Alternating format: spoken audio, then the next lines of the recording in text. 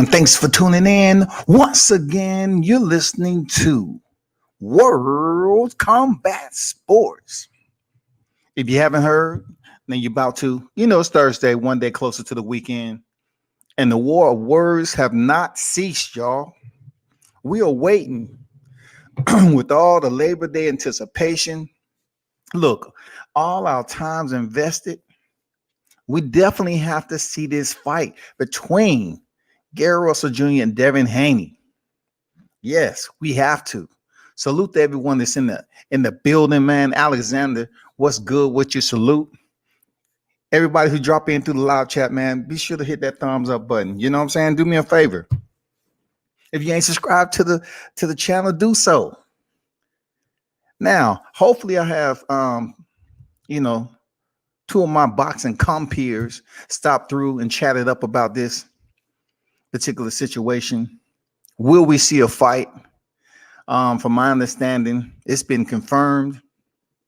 We're talking about Labor Day weekend, people. I'm talking about the hours that we was presented over Labor Day weekend. I'm talking about hours and hours of intensive dialogue between Bill Haney and Batman. I'm talking about something that pretty much a lot of people haven't even seen before in their lifetime because they're temporaries to the sport. And then attach that to just them two individuals, Bill Haney and Batman being able to patiently negotiate this process. Kano Local Sports in the building. What's good, man? Man, what's good? How y'all doing today, man? I'm good, man. I just kicked off the live stream, man. Kind of talking about, is it going to be possible? Are we going to see this fight, man? Because, the contract is sent over there to Team Russell. So right now, Team Haney is just waiting. What's your take on that, bro? Oh, I just heard about what Gary Russell Jr.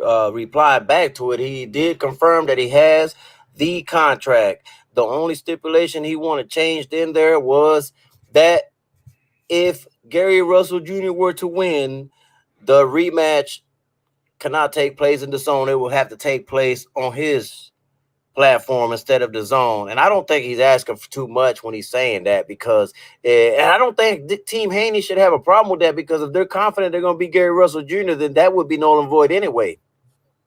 I get it. I totally agree with what you're saying, man. I link up hearing what you just said as far as them not having a problem with it because I could have sworn that was already spoken on. You know what I'm saying? When it came down to them, kind of dwindling down their online debate, they get into the core of it on what each camp wanted. I thought that was mentioned already, with them talking about they just want a rematch clause and the rematch have to be PPV. So we all know the zone does not execute PPV, so it would have to be over there at Showtime. I agree, but man, according to Team Russell, man, that's not the way they got it written, and he just wants that little a minor adjustment done to it. Whether it's credible or not, we won't ever know because we can't see the contract, obviously. But if that is the case, I don't see Team Haney having a problem making that minor adjustment. Like I said, if each fighter is confident they're going to win, I don't see the problem. Yeah, that's a little puzzling to me, man, to be honest, because I could have sworn that was already taken care of. When he said that if my brother win, Batman said if my brother win, we want the rematch on PPV. Even Gary Russell had made mention of it. If I win, I want the rematch on PPV because they're trying to make the most money. So obviously PPV mean it will be on, PBC Showtime. So we'll see, man. They shouldn't have no issue with it because both camps are pretty damn confident that they side going to win, especially Team Haney. They say it's going to be pretty much. They're gonna beat Gary Russell down. You know what I'm saying? Right. And Gary Russell team, they saying the same thing. They're gonna give it to Haney. So I don't think it's gonna be a problem. I think maybe they both actually really agreed on that, and it may have not just been worded right in the contract. It may just be a issue of getting it worded to where everybody understands it clearly. Because I mean, I'm sure they both agreed to this already. You know what?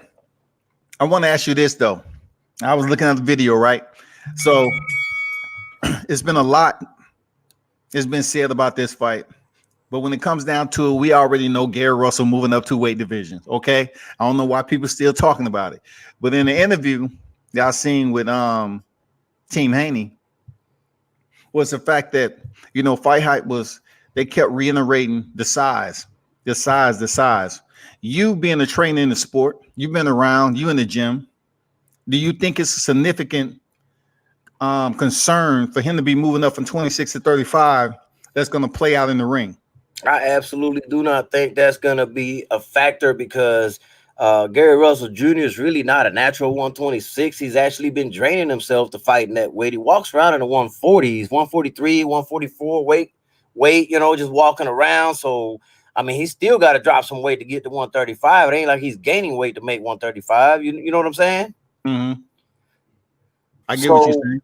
Now, we will agree that Devin Haney's probably going to rehydrate bigger than Gary Russell Jr. But as far as him, as far as him being comfortable in that weight, I don't see a problem with, that's I don't want that to be an excuse for this bout because I believe Gary Russell Jr. is a natural 135 pounder to begin with. That's what I was saying. We don't see it in them. We've seen it previously, with fighters stepping in there contending against weight disparities. You know what I'm saying? We've seen it already. And then I always use this analogy, but people don't take in consideration. Like, even with the heavyweight division, Jarrell Miller was fighting well over 300 pounds. And then I think when he fought Abdazak or whatever his name is, he was like 235, 240. So in the heavyweight division, you have fighters like Deontay Wilder that was fighting like 209, a little bit over, 210. And he was fighting fighters that was 245, 250. So how is it any different than the lighter weight classes fighting with a huge weight disparity? See, that's why I say it's not a difference, which, by the way, I'm glad you brought up that point right there, because this is the reason why I believe that the heavyweight division should be included in the pound for pound discussions, because they're fighting different weight classes every time they fight. So why not include them in the pound for pound? That's my argument with it. Like, look, man, they don't have an exact weight they got to make. Like, if Wilder comes in at 215 and the other guy comes in at 300, the fight's still going on. So why not include these boxers in the pound for pound conversation? Yeah, that's what I gathered too. And the only time I actually seen what's going on, they said they're Facebook user. I'm not sure why you're not showing up, but I'm thinking it's Kat. How you doing, Kat? If that is you, salute to you, world #1 boxing fan, Kat. Yeah, Kat Taylor. Okay, I got you. She says her brother does not walk around at 140 from the world's #1 boxing fan. I mean, he weighed in at 143 the other day, and he did that on live. Yeah, and that's not the first time he picked up the scale, because he was basically putting the scale and showing his weight because he was planning on moving up. So one time he jumped on the scale, he was like, I think 141, 142. Right. And the other day he was 143. So either he's pulling up the scale from somebody else stepping on it, or that's his weight. I mean, I can't make this up. I get it, man. For real. What I was about to say about the heavyweight division. Yeah, it's only one time, man, that I actually seen a heavyweight thrown into the pound for pound, and that was the Boxer Writing Association, right? They a lot of people don't tune in to them than what they would tune into to the Ring Magazine's pound for pound, but they threw Tyson Fury up in there after he beat Deontay Wilder. You know what I'm saying? And also, Alexander Usyk is actually sitting in the top pound for pound. And I think he's still, they still give him residence there, because he unified at the cruiserweight division. So now he's at heavyweight, and he defeated Chase Witherspoon, they still have a man up there sitting at number 5 at the ring, and then I think number 6 at the Boxing Writers Association pound for pound. Yep. Definitely, man. Let me just address this weight thing, man. Look, I got boxers in my gym. I'm from the John 31617 Boxing Club down in Ocala, Florida. We went down to Biloxi with Carlos Arieta. That's one of my fighters. And we went down there. He's a 122 pounder, 122 pounds. The man that he was supposed to face did not show up. 3 other fights fell off because of the hurricane or the storms and stuff. And they ended up offering him one last person that actually showed up, and he was at 133. And guess what? He jumped in there. Yeah, damn right. And my man knocked him out in the first round. So what I'm trying to get at is let's I don't want there to be an excuse in this fight. This, if they both agree to this fight and they fight, this is a fair fight straight up and down. Man, solid point there, Kano. I appreciate your feedback. And for those of you that's tuned in, man, you know, you hearing it from a trainer and a guy that's been around the sport for quite some time. And then you check him out. He has a huge footprint down there in the boxing region of Florida. I want to welcome my man, Jackal Fitness, AWD official. Salute, my brother. How you feeling? I'm feeling good, man. Salute to you, World Combat Sports. Peace to Kano Loco, man. Keep doing your thing out there in Florida. And we checking you out. We supporting you too also, brother. Appreciate it. Hey, Jackal Fitness, you know, we was talking earlier about the contract being sent and everything that's been taking place as of recent. You know, we sat here Labor Day weekend. I know between us three, we was texting back and forth about what was going on with the dialogue between Team Haney and Team Russell. So now that supposedly, you know, from my understanding, the contract has been sent because Russell confirmed it. What's your take on it, my brother? My thoughts is basically, you know, I like what's going on, man. I like how Team Haney is all over social media, you know, saying Gary's capping. You know, they're doing interviews with Fight Hype, Boxing Voice, everybody. He's using the Devin Haney promotions platform to, you know, with the avatars and saying the DMV, the stick over Gary. That's all good. And then because it's boosting the fight, it's boosting, you know, just the public's appeal for the fight. But you also got to understand it's a business. You know, they set the contract. I'm aware, you know, I'm pretty sure people are aware, you know, lawyers got to look stuff over. Absolutely. Gary want to, you know, have some stuff, you know, like he stated on his live, you know, if he wins, he might want to fight on a different network, maybe go a pay-per-view route. So all that needs to be discussed and broken down, but I'm pretty sure the fight is going to happen. Like I said, once again, Team Haney, keep doing what you're doing as far as with the avatars and the you know, the ducking and the casting and all that. That's good because it's generating energy around this fight. And if I'm pretty sure if people was tuned into Gary's Instagram live, he ain't training for nothing. You know what I'm saying? He's in the trenches. His brothers are in the trenches. They getting ready. So we just gotta let the lawyers do what they do, because like you said, if they prize fights, this is boxing business. Let the business end play out. I'm pretty sure the fighters is gonna fight. Solid point, man. Solid point there, Jackal Fitness. And I know that you know you've been linked up with the Russell family for a while, for a solid minute. So I hear echo. I'm not sure where that's coming from. Is that you, Jackal, or what? Yeah. That was me. Somebody was trying to call. I had to click off that call. Oh, okay. My bad. No, it's cool. That's a solid point you made, man. You know, when it comes down to it, this fight has to be made. It's brought that energy. It's injected that energy back to boxing, especially coming out this pandemic. It just seemed like it brought some boxing life back to people wanting to tune in, especially to this fight. So, you know, I salute Gary Russell for doing what he did and how he did it. You know, he was solo dolo on the call out. Yeah. That's the you got to take your hats off to Gary for doing what he did. Also take your hats off to Devin and Bill for answering the call. You know, because like you said, Gary called out a lot of fighters, a lot of fighters.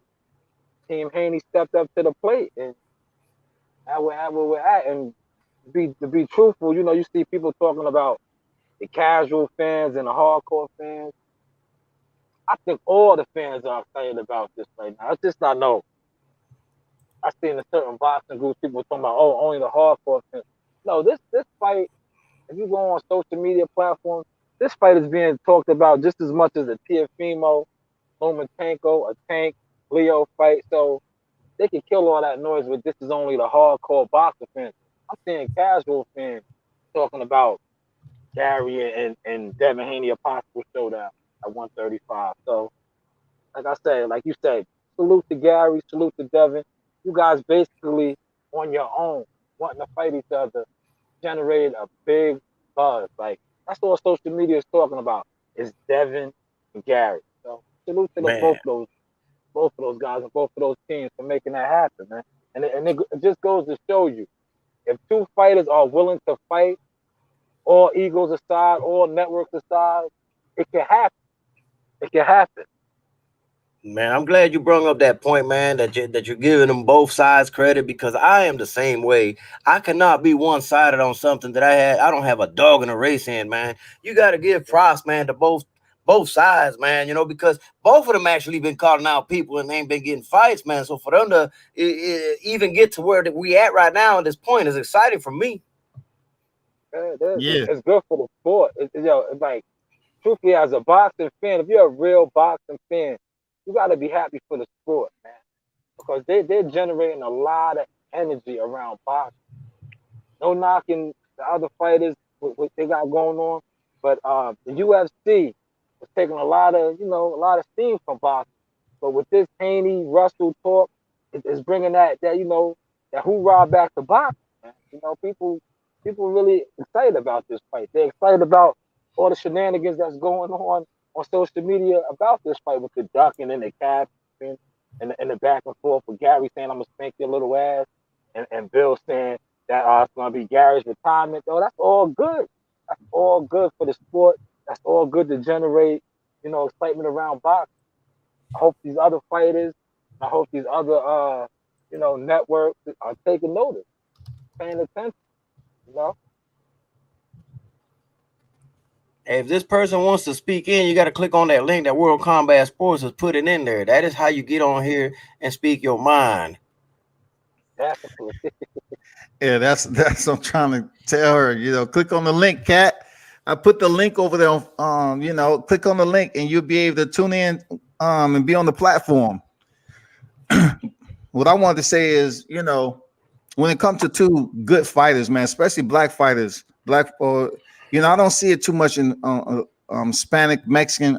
I'm not sure, if I've seen it, but I know when it comes to two good black fighters where people pretty much like and they want to support. Sometimes, you see a lot. Well, a lot of the times you see people just dogging out one fighter just so they can give praise to another. Like Jacko just said, and Kano is basically you can if you support this sport of boxing, you don't have to sit up here and go in on one fighter that you're trying to build up. You know what I'm saying? The other fighter to make it seem like they're the best out of the two. Just break it down on what you see good in both fighters and then pick who you favor. That's all you got to do. Because it don't make any sense if you're going to say one fighter, he doesn't have this, this, and this, and this. He's sorry. He shouldn't be in the ring, but yet you're trying to act like via media, you're building up the fight. That's not the way you build up a fight. You have to Definitely. build up both of them.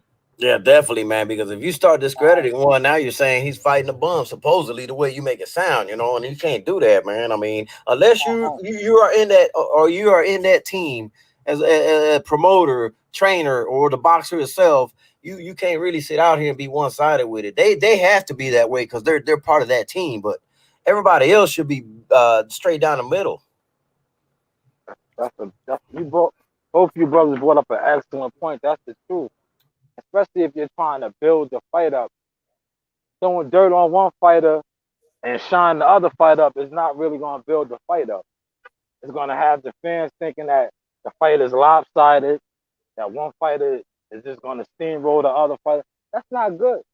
But when you showing both fighters equal love, and you bigging up both camps, you bigging up both teams, that's how you build the fight up. And at the end of the day, that's what everybody wants. They want to see a good battle, a good fight. And so far, I believe that's what we got going on social media. You I know, think it's you going to got be a great fight. yeah, me too, me too. You got two guys that both claim nobody wants to fight them, and now they're willing to fight each other. That right there, that narrative right there alone, if it's marketed right, it can sell. You got two of the most avoided fighters linking up to fight one another. That's the pitch right there. You ain't never lied, man, because we're talking about pure boxers. We talking about two guys. You know how people say, this boxer don't have that boxer. Not with these two, not with Gary Russell, not with Devin Haney. When it comes down to the fans' assessment, both can box. You can't sit up here and give a critique and say one of them cannot box. Both of these individuals can box. They have high level elite boxing skills. Out of the two, who do you feel that would have a plus in gaining the advantage over the other when it comes to speed? If you don't mind me going first, I think Gary Russell's faster. I just think that slightly faster, but I think also that Devin Haney is slightly better at boxing and has better timing than Gary Russell. This is what makes it an interesting matchup, man. They each got their plus and minuses. Yeah, Correct. but I feel like Devin physically, he has the reach advantage. He has the size advantage, being that is his natural weight class. Speed, I give the edge to Gary Russell. Boxing IQ, I give the edge to Gary Russell only because of the experience factor, him being an older fighter. Not taking nothing away from Devin. Devin is a young, highly boxing IQ young fighter. But I just feel Gary Russell being a Olympic gold medalist, he standing the test of time. It's a lot of styles he's seen. Like you said, he's been in there with Lomachenko.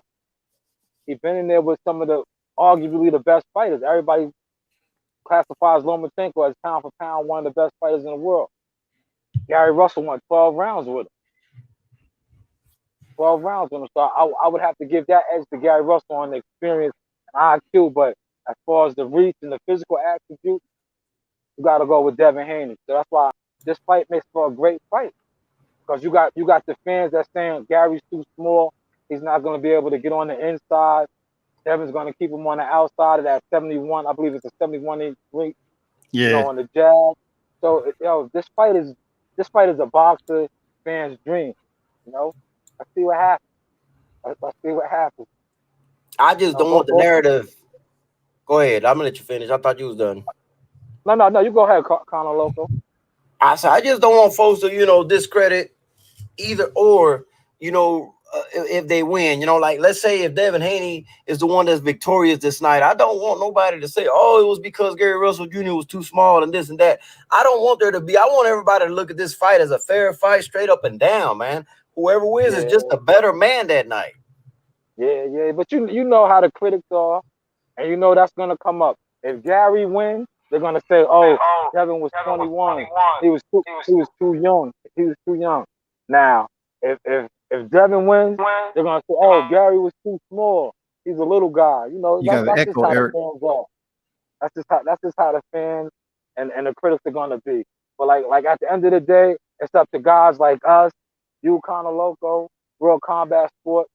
We got to keep it all boxing, and we got to speak that, because you're gonna have the naysayers that's gonna be out here and say, "Oh man, Devin was too young. He was too young. Oh, Gary was too small. Gary was too small."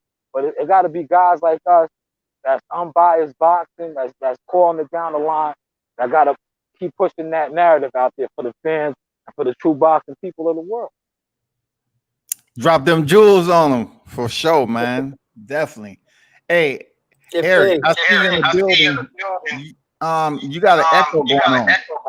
It's because either Jackal or Eric. Like if Eric is talking, Jackal has to mute his mic. That's why. Okay, I'll mute my mic right now. Give me a second. Eric, Now, go ahead, man. How you feel? I'm doing good. I'm doing good, big time. This is the fight we need for boxing. You got the young gun Devin Haney.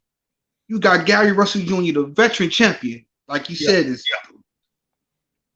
endured the test of time, seen every style, and you know what? This fight right here, on paper, it looks like a bad mismatch, but I see Devin Haney. This is coming out party, and Gary Russell, I commended to him. He negotiated this fight. He got the big money fight. He got the platform now. And you got a young champion up there, but I think Gary Russell, I think he might have bit a little bit off more than he could chew.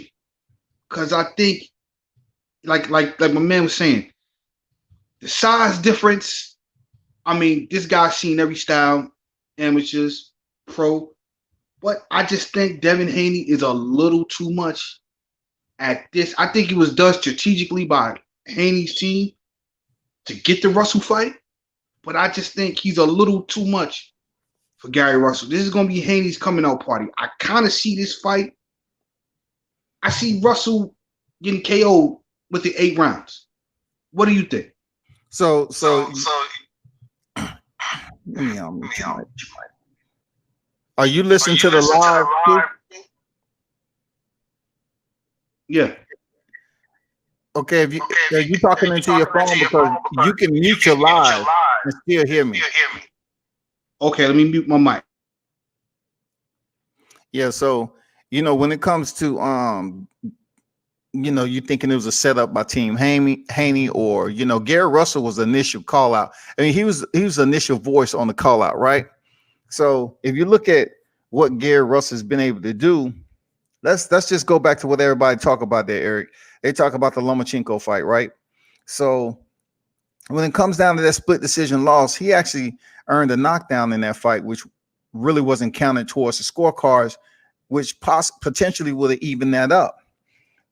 Gary Russell, at one point in time, I'm gonna tell you, a lot of people saying, he had the best skills in boxing, the best pure technical skills of a fighter in the sport. Now, correct me if I'm wrong. I haven't seen Gary Russell, even in the Vasily Lomachenko fight, was hurt, stumbled. I'm talking about to the point where he was, his legs was, wobbly, and he was in a bad place. I didn't see that at all in his career, period. So when you say he's going to get knocked out in 8 rounds, I just think boxing IQ wise, he's smart enough to know what his advantages is and disadvantages. He's too highly of a skilled fighter to go in here and get reckless, moving up in weight against a boxer like Devin Haney, where he does have the 71-inch reach. He is a taller fighter. You know what I'm saying? But it comes down to education. It comes down to astuteness in the ring. And I just can't ever come out verbally and commit to saying that Gary Russell will somehow have lapse in the fight and he's unintelligent when it comes to tough situations. I just don't see him as that fighter, bro. I don't see him being caught like that. I don't see a knockout happening either way. I just think either way it's going to come down to a decision. I don't see Haney knocking him out, man. I just don't. You can go. You can unmute your mic, man. Me, I just think right now with the layoffs that Gary Russell's had, and like you said, I just think that Haney's a little bit too physical for him. And with a bigger guy coming up, he's gonna have to open up and take chances. And I think with a world-class fighter like Haney and the game plan they're probably coming with, that when he opens up and takes that chance, I think that he gets caught. He gets mollywopped. Just my opinion. But you saying he get mollywopped. When has it been a fight that Gary has been in a situation where he was even on wobbly legs or hurt that bad, with the fighters he stepped in there with. You know what I'm saying? You're talking about a guy who went 12 rounds with a 2-time gold medal Olympian, top pound for pound fighter right now, 3-time division champion, about to fight for the unified titles at lightweight. And Gary Russell caught him in the early stages when everybody was hyping him. He was promised a title fight before he even turned professional. And Gary Russell went in there and fought for the vacant title and went 12 rounds and lost a split decision. I don't see how he's going to just all of a sudden at 32 years old get obliterated. You know what I'm saying? I don't see it, bro. I understand that certain people have their favorites, but I don't see where this is going to go down like that, where Russell is going to get obliterated like that by Devin Haney, who in a lot of ways, I'm not going to sit up here and fool you. He's not a power punch. He's not a one-punch knockout artist, man. He's not. I agree with Scotty on this one, man. I mean, but like I said, I'm not making my pick yet. I just still got it as a 50-50 fight for right now until everything's confirmed and we get, the fight completely confirmed, then I'll start breaking it down. But right now I have it as a 50-50 fight. Jacko, what you have to say about what Eric had mentioned about, potentially Gary Russell, getting mollywopped and closed out in 8 rounds? I have yet to see, like you stated, I have yet to see Gary really hurt like that. So that'll be a first. And in fairness to Mr. Gary Russell, the size is going to play a part. But when he fought JoJo Diaz seemed like he rehydrated up to a big, lightweight. Gary didn't get wobbled in that fight. King Tut, his last fight on Showtime, King Tut was one of the biggest 126 fighters I ever seen. Gary didn't get really mollywopped in that fight. So I see this fight being more of a test match. It's going to be a will of nutrition and endurance. And I believe the smarter fighter, the fighter with the better game plan, is going to win the fight. Eric, what disadvantages you see in bringing you to that conclusion that Gary will put himself in a predicament to get defeated like that in the worst way, to lose that fight in the worst way possible, getting knocked out?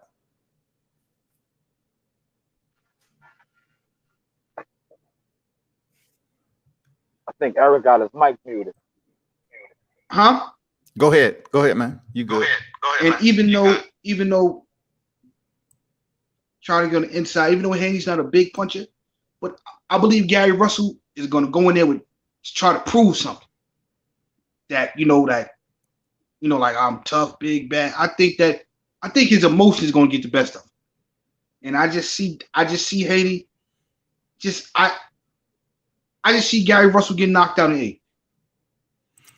I mean, what I'm trying to ask you is that big bad, like Gary Russell's, he picked up his title in 2015, and he's pretty much been championing as long as Devin Haney's been in boxing.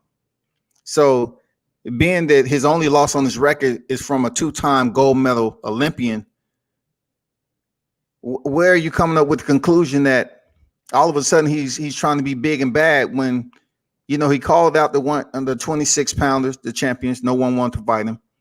He's basically fought once a year for what, five years or what have you. He fought once a year and no one's been able to lift the title off of him. And he's went in there and fought technically sound bouts and did very well. So I'm just trying to understand, where's the source of where you coming up with all of a sudden he's going to have a catastrophe.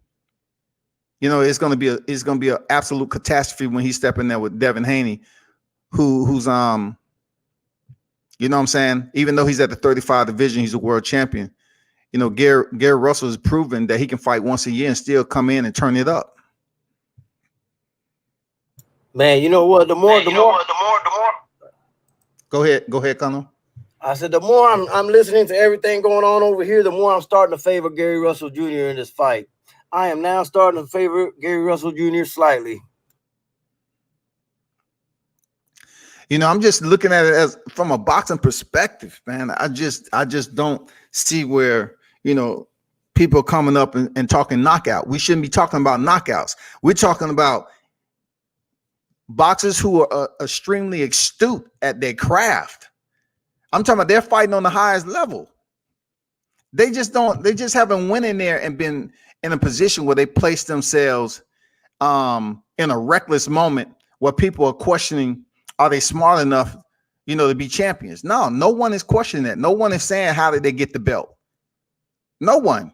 I know Gary Russell, the way he got the belt is different than Devin Haney, but I'm saying boxing wise and competing, there's no way I can come up to that conclusion. I'll be, basically devaluing my knowledge of the sport, as far as, assessing these fights and everything. And I just don't see either fighter just going in there being reckless. Neither fighter is a knockout artist. You know what I'm saying? Neither fighter is. But when it comes down to the skill wise, matching them up, this is a damn good fight stylistically, man. It's very good. I like it, and boxing is all about taking risks. It's a sweet science.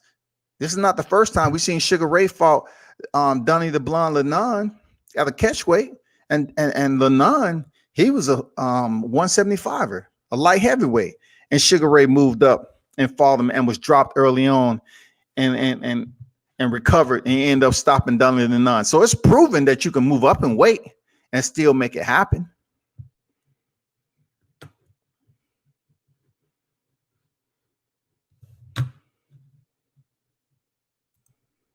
Your mic is unmuted. I don't see Gary getting knocked out. I see it being a chess match. I see it being both of the fighters going to have to make adjustments as the fight goes along. And World Combat, you brought up a excellent point. People are quick to talk about Gary's inactivity, but based off of the research and his fight, even with the inactivity, people always like to just bring up the Lomachenko fight, the only fight that he lost. They don't bring up none of the other fights, even though he was fighting once a year. Normally, when guys fighting once a year, you see ring rust. You see them looking a little rusty. That has never been, the deal with Gary Russell. Gary Russell, granted, he's fighting once a year. He comes around like Christmas, but he's always bringing the gifts. So until I see different, I can't really waver on the fact that he's going to get knocked out. I haven't seen the man stumble like that yet. Let me ask y'all this. Who do you think had a better footwork? Gary Russell Jr. What about you, Eric? Gary Russell. Footwork. I gotta go with Gary Russell on the footwork. Even though a lot of people are saying Gary doesn't have footwork, I don't know where they're getting that from, but I gotta go with Gary Russell on the footwork. Joe made a a good point, in the live chat. He gave his prediction. He said Devin by the decision, it would go close actually, but Devin is the home fighter. It will go the distance. Loma won at 26 and went up to beat Linares and Campbell 35. If Loma can do it, Gary could do it. And we gotta take a look at Adrian Broner. Adrian Broner did it. Adrian Broner went from 35 to 47. Once again, Adrian Broner went from 35 to 47. He skipped over 40, went to 47 for Paulo Malignaggi. Nobody's wanting to mention that shit. You know what I'm saying? They act like it don't exist, but it does. It exists. You can't base everything off Rigondeaux. You know what I'm saying? Everybody wants to say, okay, Rigondeaux moved up and he ended up being stopped by Lomachenko. Lomachenko didn't stop him. It was an RTD. He didn't come out because of injury. So you can say he quit or whatever you wanted to say. But Lomachenko didn't stop him. He wasn't laid out on the mat or whatever else. You know what I'm saying? RTD is a RTD. But you get my point. But yeah, good point there. Joe said Devin is more mobile fighter. It's going to come down to a lot of things in that ring. First of all, it's going to come down to ring IQ, first of all, because I don't think either fighter is scared of the other.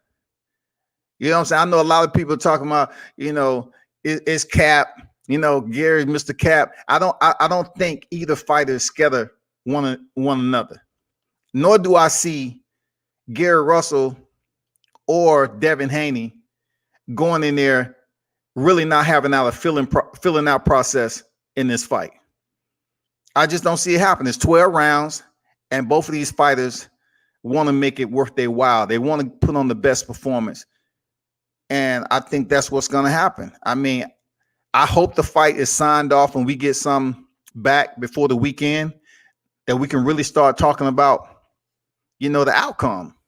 You know what I'm saying? We can put it all behind us and say, damn, we really got a good fight to look forward to. And to be honest there, Jacko, like you said earlier, I truly believe a lot of people are speaking about this fight more than Teofimo Lopez and Vasily Lomachenko, man.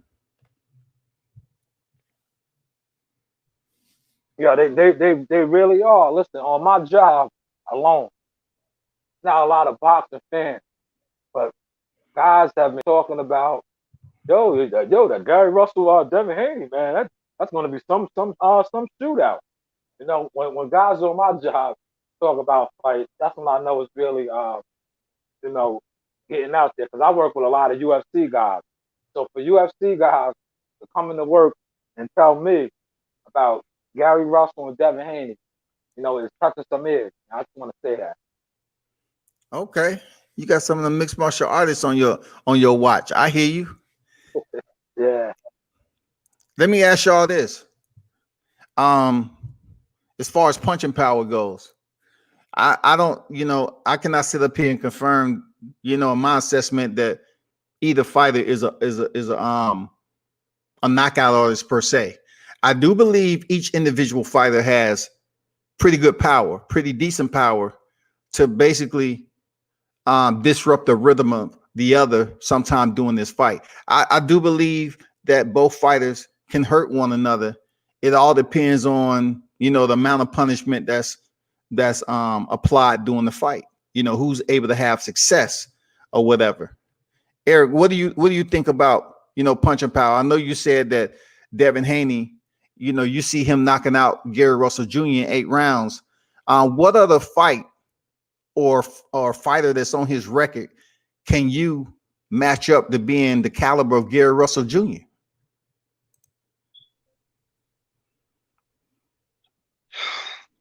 None really, but stylistically wise, I think that Devin's really going to open up on him. I think they made this matchup. This matchup came to fruition because they know that it's marketable. Gary Russell Jr. is probably one of the biggest names that he can get besides Lomachenko in that division. But I just see a knockout. I see Devin Haney really opening up around round 4, 5, 6, 7, 8 and applying that pressure. I believe that whatever game plan they come up for with Devin Haney, it'll be something to really, really pressure Gary Russell, to use his size advantage and to just use his physical tools and IQ. You think Devin Haney is actually that much bigger? I mean, these are still lighter weight classes that we're talking about. Like, you know what I'm saying? Like, when it comes down to it, man, I just don't see the significant size difference that Devin Haney would be able to bully someone like Gary Russell Jr. Because I'm gonna put it to you, man. Coming from the South, man, I've seen a lot of light dudes knock out heavier dudes. I mean, that's just the fight game. That's just the street. That's just the way the street is. I don't know, man. Some cats might have a different taste of that reality, but I done seen a lot of lightweight dudes get in, and they get in bad. You know what I'm saying? And they put it to a bigger fighter.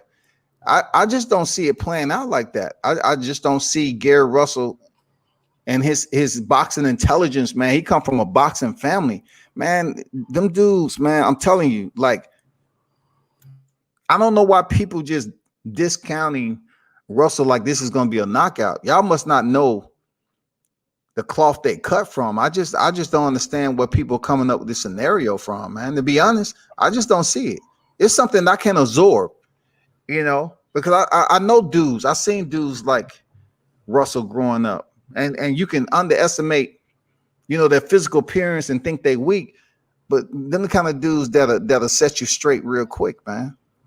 Man, I'm gonna tell you something. That Gary Russell Jr. He got that get back power. That's what I call it, the get back. For those of you who don't know what that means, that means fire in the hole, man. When he throw that and land it on you, you're gonna take about 3 or 4 times before you come back in there. So I don't see how they're man. Listen, man, they're disrespecting Gary Russell Jr. in my opinion, man. I just don't see how he's gonna get ran over or something like that. I don't get that either. I just don't see it, man. I just want to add, in the gym that I came up in, they call it "fuck you." You got Gary Russell Jr. Contrary to what everybody believes, he does have a little "fuck you" on his punch. And when I say "fuck you," it means like he might not be the most powerful, but he has enough power that you have to respect him. Feel what I'm saying? Like you're not just gonna steamroll him. And another key thing is timing and speed is power. If you land the perfect punch at the perfect time, you guys watch boxing, it could be lights out on any given night. From the heavyweight to the lightweight. I agree, man. Let me see. Cat say I'm writing in my comments and we're more knowledge than hold on. We're more knowledge than Eric is from the world boxing. Shoot, Cat Taylor is a hardcore Gary Russell, boxing fan. Don Dada said Gary better footwork than Devin, better leg work. Joe said Loma moved up and won, so there's argument for both sides on moving up. He also said even more than Garrett wasn't a big puncher at 26, but if he's fighting at the natural weight without the drain, he would be a bit more powerful. But Devin is bigger, not a bigger puncher, but big enough for a smaller man. Of course, he's definitely gonna have some type of size, advantage, so to speak, when it comes to it. That's obvious. You know what I'm saying? But y'all really need to take a look at, Jojo Diaz fight, man, who was game. Who's now a world champion. But y'all need to take a look at how, Gary Russell was able to increase his volume of punches throughout the rounds. Like I'll say once again, people just love stapling Lomachenko to the narrative when it comes to Gary Russell. But you have to check out that fight with Jojo Diaz, who was a gamed opponent, and he systematically broke him down. And I'm looking for him to show that ring rust, but he continued to increase his volume, his punching volume, his combinations round for round, man. I think, with him being in shape, not drinking and smoking, Devin Haney, not drinking and smoking, man, come on, man. The matchup of these two fighters is amazing. Like, you're getting two guys who actually are disciplined outside the ring in between fights. They ain't ballooning up in weight like some fighters that we know, like Javante and cats like that.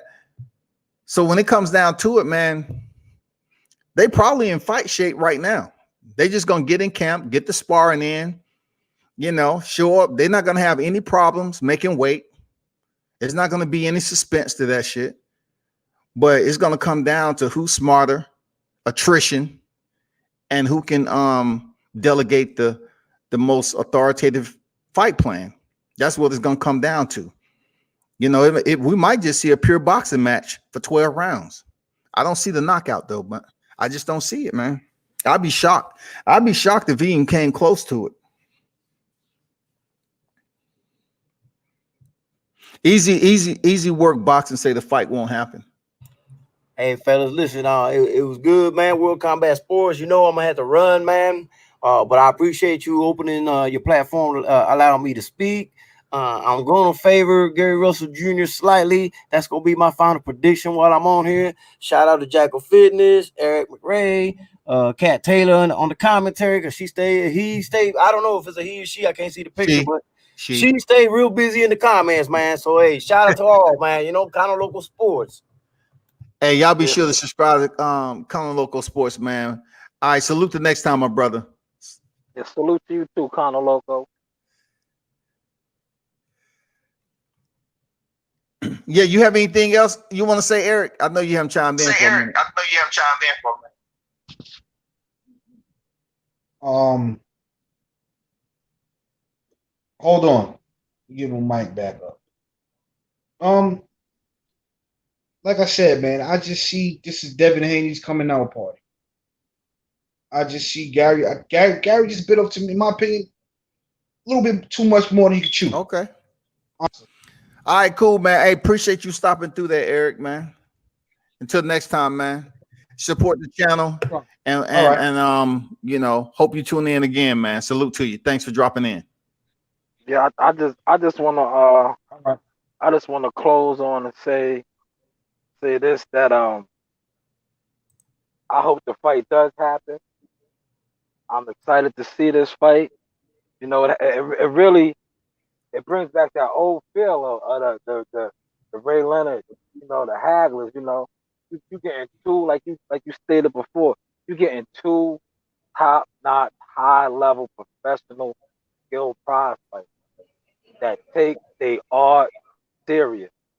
So I'm just eager and excited to see the fight as a fan. You know, I'm trying to keep it unbiased and call it down the line. But if I had to make my prediction, I got to go with Gary Russell also. You know, Devin, not taking nothing away from him, Devin's going to have his time. I just see him, you know, right now. I just think Gary got a little bit more in the toolbox, man. And when adversity kicks in, I believe, you know, Devin hasn't been there. You all know Gary's been there. Gary won 12 with Lomachenko. Gary has been through the Titanic on that rocky ship. You know? So I just see Gary prevailing, size and all. You know, oh, I wasn't heading out there. Jackal Fitness. You gotta go, you gotta go. It's all good. I wasn't heading off, but Okay. I'm still here there. I'm rocking with you. I was just getting Eric off. You know, he kept saying the same thing over again. So you know, I'm not gonna keep him on the panel too long. You know, you know, just for saying the same thing over. I really don't see. I don't. It's not for me to understand. As long as I've been covering boxing, it's not for me to understand when you got a boxer, two boxers that been around the sport the right way, absorbed all this knowledge, and that can actually box the sweet signs. Like they actually have pure boxing skills and they've been around the game for quite some time. But then when you know you have people in here that saying they boxing fans, they're Jackal, but then when it comes around to it, a fight like this, all they emphasize is size difference. Like, damn nigga, I'm asking, like, if you ran into someone that was bigger than you in the streets, would you sit up here and cross your hands? Like, what You gotta the fuck step are up y'all your talking boots. about, man? Like, are you going off heart? Or are you gonna say, damn, that motherfucker too big, man? I can't deal with it. I just can't deal with it. You gotta lace your boots up and get down, man. You brought up an excellent point. When it comes down to the real world, ain't no weight class. There ain't no weight classes, bro. Shit, what the hell you talking about? There ain't no weight classes. Ain't no weight class to the real world. If God forbid, if somebody disrespects you, if they are 6'6", 265 pounds, and you are 5'7", 155 pounds, and you're a man, he's a man, you're gonna fight. You're gonna fight. You're not gonna say, "Oh, you're 6'7", 225. You just spit on me. I'm just gonna eat that." No, you're gonna fight. It's kill or be killed. Like your natural instinct is gonna kick in as a man, and you're gonna fight. So you brought up an excellent point. When they talk all that size differential, and even when they was talking about that when Gary wanted to fight Bud Crawford, it's like, yo, this is box. You know, people say, "Oh, it's never been done." Yo, how can he just skip 3, 4 weight classes? Hey, it's box. Roy Jones went up. I believe Roy Jones started his career out at 154 and made it Yep, all the way super up to middle. be a I mean, heavyweight champion. Correct. Made up, Junior middle, made up all the to way be up a to heavy. heavyweight. So come on, and heavyweight is no limit. You know, no No limit limit. at heavyweight. So I agree with you 100% on that. So I just hate when people just reference that because it's like it just makes it just it drives something in me because it's like yo, dog, who are you? Do you mean to tell me if a bigger man than you disrespected your mother, your wife, your sister, you're gonna be like, oh, I'm not, I can't defend your honor. He's too big. No, just kick rocks with that, man. You're gonna do what you gotta do. And it's the same thing with boxing. And another thing that I don't like when you see these groups and these chats and they saying this fight is scared and that fight is scared. I don't believe no fight is scared. These guys been fighting since they're amateurs. So it's like they're fighters. Fighters aren't scared to fight. It's just different levels. You know, a club fighter will get in there with a world class fighter and fight. He might not be on the same level, but he's gonna fight just because he's a fighter. He has that heart. So that's another thing that I strongly hate when I see people commenting, "Oh, he's scared. He don't want to smoke." No, they're fighters. A fighter's gonna fight regardless. D Hodges, what's good, man? How you feel? Hey, shout out to T Joyner. Velocity, what's good? How you Um, doing, my good man? I'm chilling, man. How you feel today, man? Feeling good, man. Just woke up. I was like, let me hop on here real quick. Yeah, man. Shoot, I had a ball all day yesterday. I could truly say from at the first show in the morning all the way to barbershop, like they was going in all day, boy. That Bill Haney was all over the place. Everywhere I went, I seen Bill Haney. Yo, I give it to y'all. Y'all advertising the heck out this fight, though. I gotta give whoever's advertising it though, because Bill Haney's everywhere. But yeah, I got Devin Haney though, in my opinion though. I like him. I think the youth, you know what I'm saying, and I think youth's gonna take over though. And I just really think that, I mean, like Gary Russell's coming up and Haney is just naturally bigger. So I know size don't matter, but in my opinion, I think Haney got him, dog. I think Haney got the goods though, but we'll never know until we try. And then plus you got to be able to hit Haney hard enough to keep him away from you. We got to see if Russell has enough power. If What's he up, has y'all? enough, Can y'all you hear got me? to you got to see if he has enough power to keep Hold on. Haney off him. Hey, It all hey, it all depends upon how hard he punch. But I got Haney though. I just say youth and size. I'm picking Haney. I appreciate you. Appreciate you, that D Hodges. That was an easy one right there. And I want to welcome Easy Work Boxing. He been in the comment section pretty hard. What's good with you, man? that was Hey, how an y'all easy doing? one right there. And I want to welcome Easy Work Hey, Boxing. He been in the comment. Can you mute the live that you watching, bro? Like if you watching the live, you need to mute it so it won't have an echo. Oh, I need to mute it. Mute the yeah live. Yeah, because you listening to the live and you're in the back of the studio. Just listen to the studio. Go ahead. Get it. You good Can you now? hear me? You good? Okay. When we talk about the situation of weight is a factor in boxing, man. We got to be clear on that. I can understand the street mentality. Yeah, okay, a dude 200 and some pounds come up on you. What you gonna do? Punk out a run? I understand that, but we are talking about boxing, and in boxing, we really know that Gary Russell Jr. really don't have much of a chance against Devin Haney. So when did it come a point? Look, when did it come a point at a lighter weight class as this that we haven't seen individuals move up before and have success? Like I mentioned earlier, Adrian Broner came from 35 where he was undefeated, where he was clean, and he moved all the way up to 47. So how does it not work all of a sudden for Gary Russell Jr.? What is he? Is he this? What? How does size just fall out the window? Size doesn't fall out the window. What I'm saying is this has happened before. Roberto Duran, he moved up lightweight, beat Sugar Ray Leonard. This has happened before. I'm not saying that weight should all I'm saying is that weight is a factor. It depends on the fighter's skill set to move up and be able to beat fighters like Armstrong. Him moving up in those weight classes, that was his skill. It wasn't his size. That's all I'm saying. So when we talk about boxing, you have to put it in weight classes because that's why it's in weight classes, because that would be an advantage. That's all I'm saying. I guess I look at it differently. You know, you mentioned Armstrong, even Sugar Ray Robinson. You know, he fought Jake LaMotta twice, you know, in the first of their 6 matches, and he was outweighed about 16 to 17 pounds, right? Yeah. And that didn't play a factor because Sugar Ray whooped his ass. Because of Sugar Ray's skill set.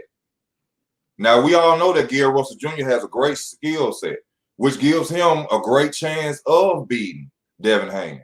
But at the same time, we must always remember a good big man always beats a little good fighter. Now, there's a possibility that Gary could go out there and beat Devin Haney. He got the experience, he got the IQ, he's been there for years.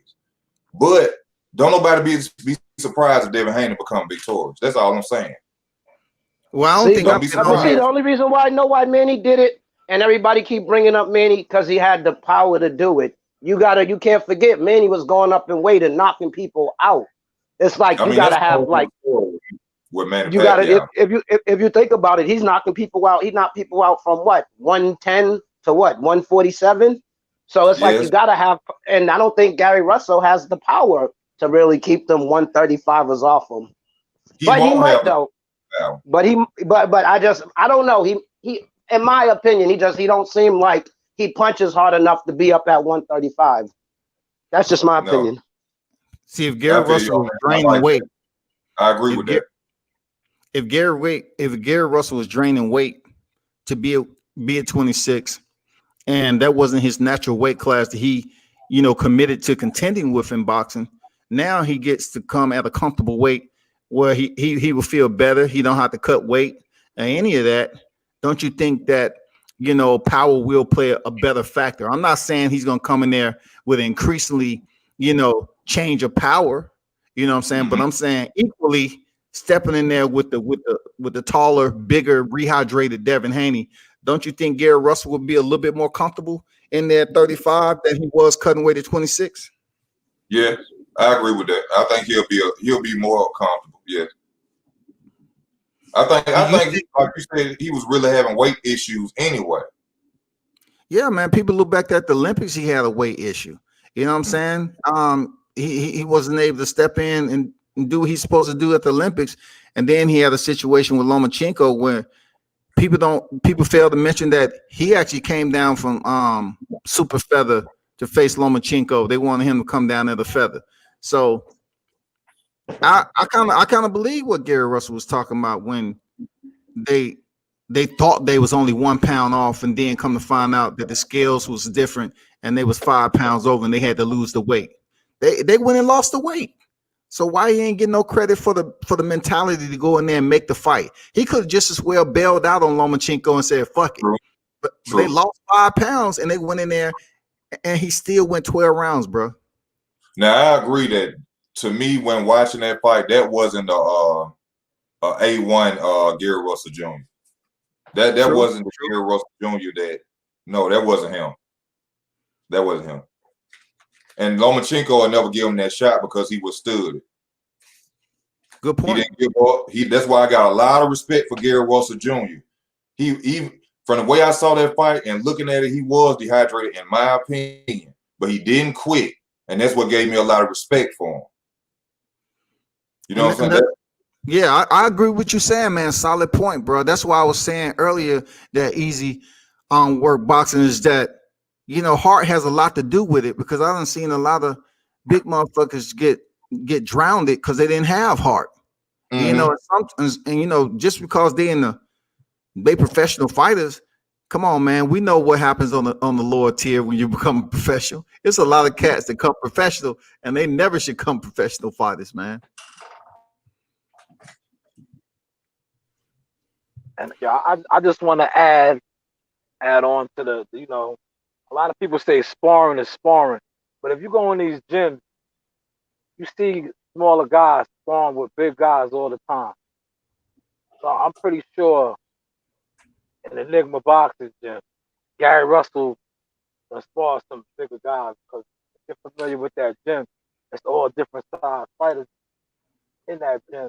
And I believe his brother is a 140-pound fighter. Yeah, Pretty Antoine. sure. I'm pretty sure they sparred. You know, they sparred. That's that brotherly love. Iron sharpens iron. Mm-hmm. I don't see the size and the weight being a problem for that. And hey, that's a solid point, Jacko, because let me ask y'all this. You know, Errol Spence, they used to talk about how Errol Spence used to sit up here and give fits, you know, to heavier Like fighters. heavyweight. Yeah.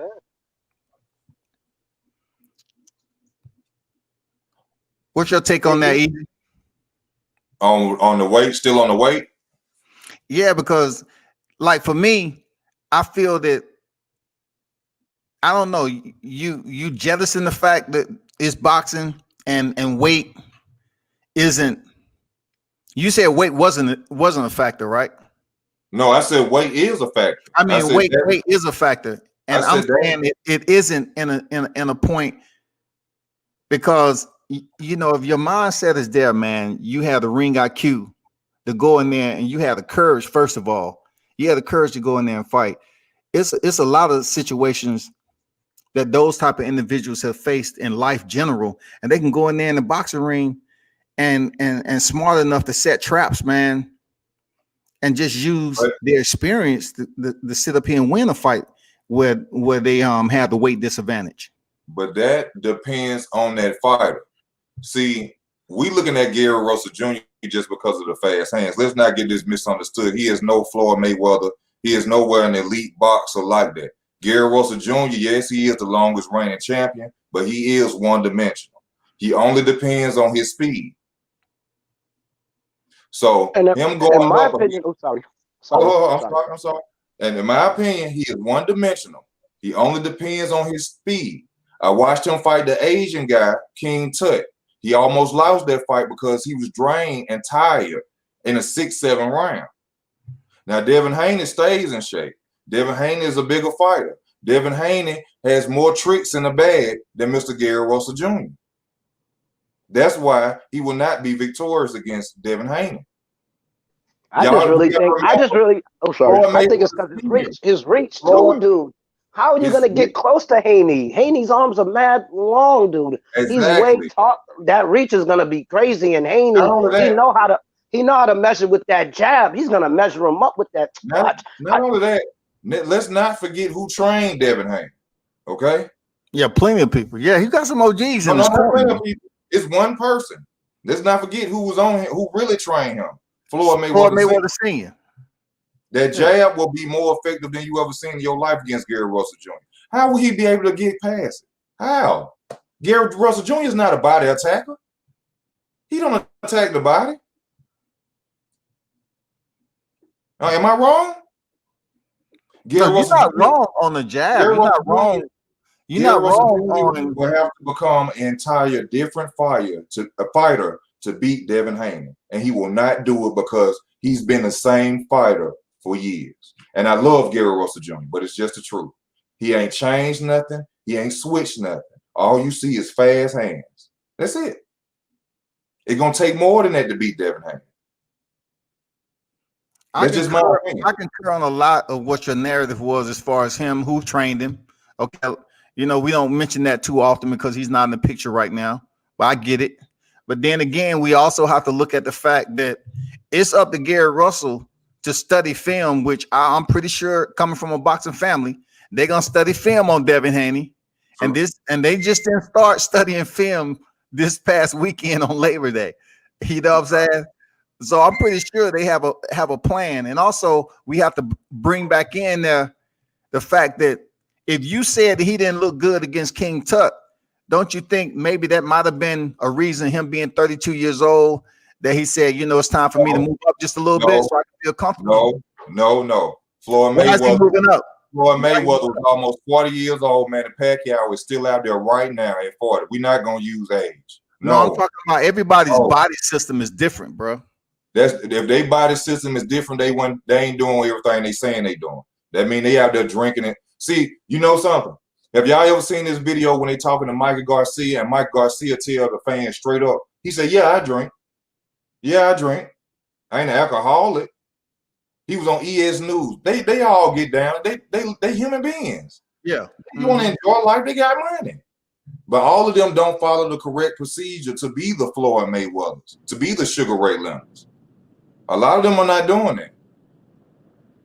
I don't know Am what's I going on the on. show yet? Is it my Can turn? y'all still hear me? Is it the world's #1 boxing fans' turn to speak? Because guess what? Out of everybody that's been on this show, I'm the world's #1 boxing fan. And not only am I the world's #1 boxing fan, I'm also Gary Russell Jr.'s god sister. I'm Okay. Devin Haney's #1 fan. So Okay. let me tell you how this is about to get down, how this conversation is about to go right now. And you Talk to better him, be Cat. glad you Talk off to him. the you better be glad you got off to this show before I got in here, because I was gonna fry you, especially fat boy. You ain't in the gym working out. You don't know shit about boxing. Let me tell you how this gonna work.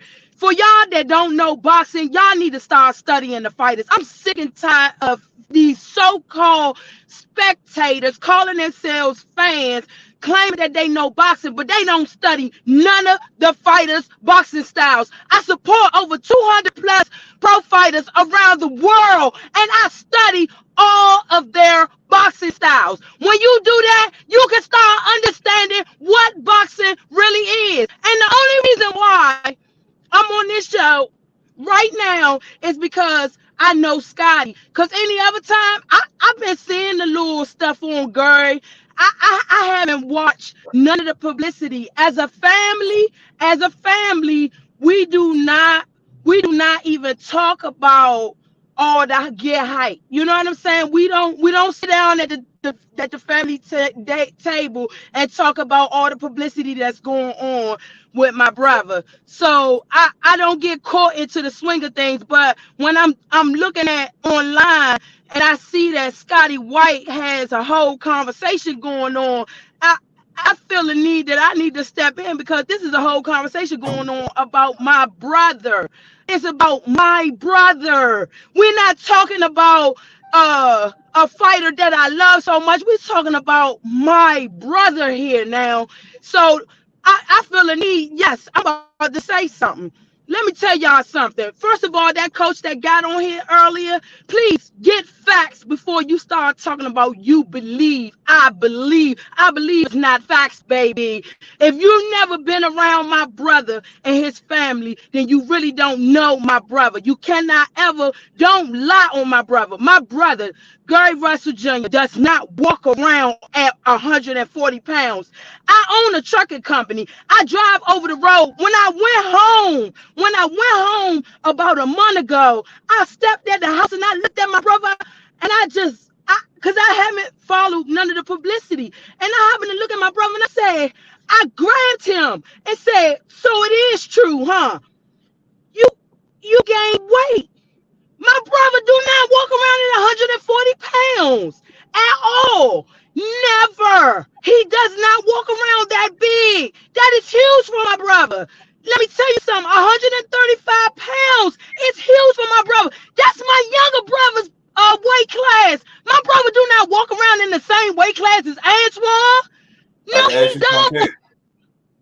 No, I can huh? ask you something, Cat. Yes, you So We can. want to ask you something, Cat.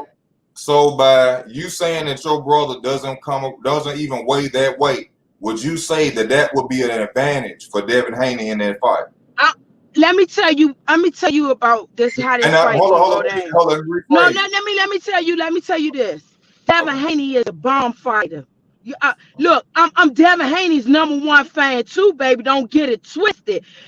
If it was up to me, I would have said no. But I know my brother. I know my brother. My brother is at that stage of his career right now where he's willing to take these extra risks. He's willing to jump outside of his I see norm. that. My brother wants to do this. Like me personally, I'm telling my brother, stay in the featherweight division and keep dominating and retire like that. You little, stay Yeah, right there. You know yeah, what I'm saying? My brother is in my face, in my eyes, saying, sis, No, I want to challenge myself and push myself to the limit. I want to show the world what I'm really made of. My brother wants to do this. Devin Haney is gonna bring it. He's gonna bring it. He's gonna bring it because my brother is a legend in this sport. He's a young man trying to make a name for himself. My Devin Haney gonna give my brother. He gonna fire them shots like now. I sat today and watched his training on Twitter, and I'm telling you, I was screaming, go with the right hand now, because he was laying shots with that left hand that wasn't no joke. And I'm telling you, like, my brother has the fastest hands in sport, in the sport of boxing. He throws 500. Uh, uh, uh, Come on now, we're talking 500 punches. But Devin Haney, champion Devin Haney, is going to bring it. He's going to bring it. And my brother, because my brother wanted to push himself to the limits and step outside of his norm, my brother now has to become a fight that he's not used to. To get something that you've never had, you've got to do something that you've never done. And that means my brother taking a risk on something that he's never done before in his career. He's never done it. So I'm gonna take I'm gonna bow down to my brother, because regardless of this fight, is gonna go into a decision, and whatever that decision is, I'm gonna always show homage to my brother, because my brother stepped outside of his norm. No matter what, I'm gonna show homage to Devin Haney, because he took a risk to push himself to the limit, to fight a world-class champion so that he can make that name for himself. So I take my hat off to Devin Haney. This fight is not going to be easy for either two of these champions, because they got a point to prove. They're both stepping outside of their norm, and they both know that they're fighting world class, pound for pound of each other. They going to both have to be something that they've never done before. Both of them. And I'm watching both of them train. And if you've been paying attention to boxing, and I don't even follow the publicity side, but I go in and sneak peek at all their pages and see how they doing, both of them. And I snuck and watched Devin's training. I done snuck and watched my brother's training. They both training differently than what they normally train. That lets me know that they're both consciously aware that they got to do something in this particular fight that they've never done before. Both of them. And I know they Hey, both let me done ask you studied this. each. Let me ask the panel this right quick, Kat, and appreciate your invigoration, being your motivation, your energy, and everything, man. And I can actually say that's how she always is. Kat always brings that type of energy, man, for real. I want to ask the panel though, when it comes to Devin Haney, right?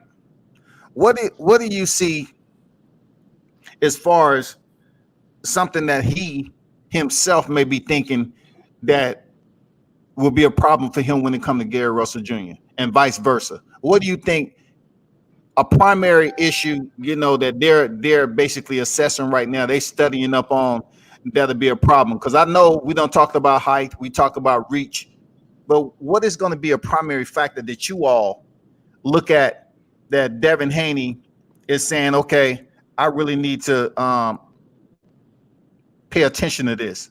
And then the same can go to Gary Russell. It don't matter who answers. I started off. First of all, I want to say salute to Cat Taylor. I see you, Queen, rocking your crown. Salute to you. Always. I see. Always. I see Devin Haney saying with Gary Russell's speed and timing. That's what he has to maximize on. I see Gary Russell, Devin Haney's range. That 71-inch range, the long range. I see Gary Russell really concentrating on that, because no fighter wants to be at the end of a jab all night. So I see Gary Russell concentrating on that jab, because everybody knows the jab is the fundamental of boxing. Devin Haney has that advantage with that 71-inch reach with the jab. Mimo Castro said, I think the weight is an issue when it's your first fight in two weight classes above. you and without any previous fights to acclimate. I think that only matters to certain individuals, man. In my opinion, I just think different about combat sports, though. Throughout my time, it's just the way I think and what I've experienced in training. It's just I think different when it comes to weight and the heart and having the courage to go in there and implement a game plan. You know, what you think about what I asked there? Easy boxing, easy work boxing. Okay, we'll move on. D Hodges, what you think? Oh, I don't know. I basically got the stupid mask on, that COVID. Oh yeah. I say, Devin has to worry about speed, and Russell got to worry about length, and Haney got to worry about speed. Pretty much, length and speed. Hey, Kat, do you actually believe, from knowing Gary as long as you have, because I'm just hearing too many people saying that he really don't want this fight with Devin Haney, which is just absurd to me. You know what I'm saying? Like It's I don't super know how people absurd. just come up with these conversations and act like he's not serious about putting in all this effort and calling out these fighters. What you think, man? I don't understand how when you personally don't know a fighter, you come up with these. How do they come up with this stuff? Do they talk to Gary? Because if that's the case, then you let me know if he's saying something to you different than what he's saying to me. Because I've talked to my brother long before this was in effect. I knew well in advance. I can't post this stuff ahead of time because as a family, you can't release family secrets. You can't come out here and just because we sat at the family dinner table and he said, y'all, I want to go up in weight class. I can't come out here on social media and say, y'all know in a couple of months my brother gonna go up in weight classes and he gonna call everybody out. I can't I can't do that. You know what I'm saying? But the reality is my brother and I had this conversation a long time ago. And I'm gonna Hmm. tell you when we had this conversation. We had this conversation on Lamont Peterson's last fight. Lamont Peterson's last fight, it was at the MGM. And if y'all all look that up, you can look at the date of that fight. That's when my brother and I had that conversation. And what happened was I was crying because Lamont lost. I cried. Yes, I did. I was crying. I was upset. I was in the house with the Gary Russells. We was watching it. I was screaming for Lamont to keep swinging, but he couldn't hear me. It was like I wanted him to hear me through the TV, but he couldn't hear me. And I was crying. And my brother took me outside and had a conversation with me. And he said, baby, I'm about to do the same thing. I'm about to push myself to the limit. And when I do, I don't want you to cry. I want you to know that I've had the best boxing journey of my life. I done been all everywhere around the world. I done, went all the way through the Olympics. He said I boxed all my life. So when that day comes for me, I don't want you to be crying. I want you to be proud of the man that I am and my all of my successes in boxing. And in saying that, I'm sitting there looking at him like, but please, why do you want to go up? You've been the longest reigning champion in this division. And you're gonna go down in the history books. You are a legend right now. You're gonna remain a legend. So, but he's saying no. He wants to go out with a bang. He wants to do this. He wants to push himself to this limit. He want to see if he can do it. And if y'all watch my brother do a live in a live video not too long ago, he had the baby Ali on his lap, his newborn son.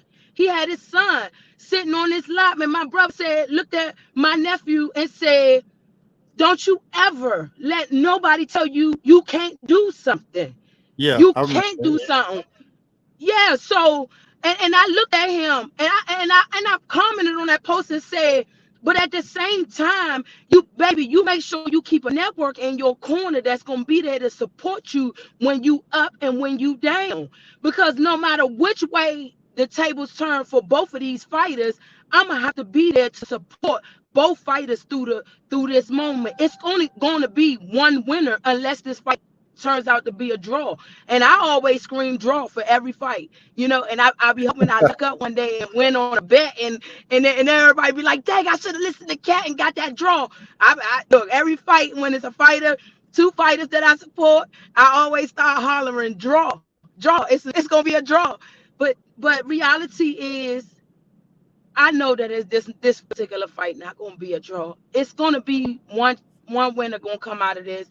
But whoever the decision gonna go to, it is the best champ won, and they have the opportunity right then to learn from each other. They can do the rematch clause.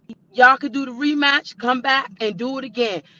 So I, my brother, he trains every day. My brother Allen that trains him is huge. He like heavyweight style. So don't say that my brother weight has anything to do with this. This is something that he want to do. This is something he pushing himself to do. He has all the tools around him right now to make it to that weight class and be dominant in that weight class that he's going up to, if he really choose to want it. Y'all gotta remember, Devin Haney is young. He's hungry. A hungry person is gonna go. They have strength beyond this world. My brother, his is gonna be from a knowledge. Like Devin coming from a hungry standpoint. My brother coming from an experience standpoint. He like, I got the experience to gain this weight, to do this. I got the skill set. He confident in himself. So, and I'm confident with him. If this is what he want to do, I'm gonna ride with him. I'm riding with Devin Haney too. So, what both of these fighters this is gonna be a great learning experience. Hey, well said there, Cat. I wanted to ask Easy Work Boxing a question. What does Devin Haney has to gain if he does win this, since the weight issue and since the size differential is being an intricate part in the talking points? You know what I'm saying? What does he have to win? Because will they give him credit if he does beat Gary Russell? And and it's being said about all this weight, him being a smaller fighter and everything. Do you think they're gonna credit him legitimate win with the Russell name?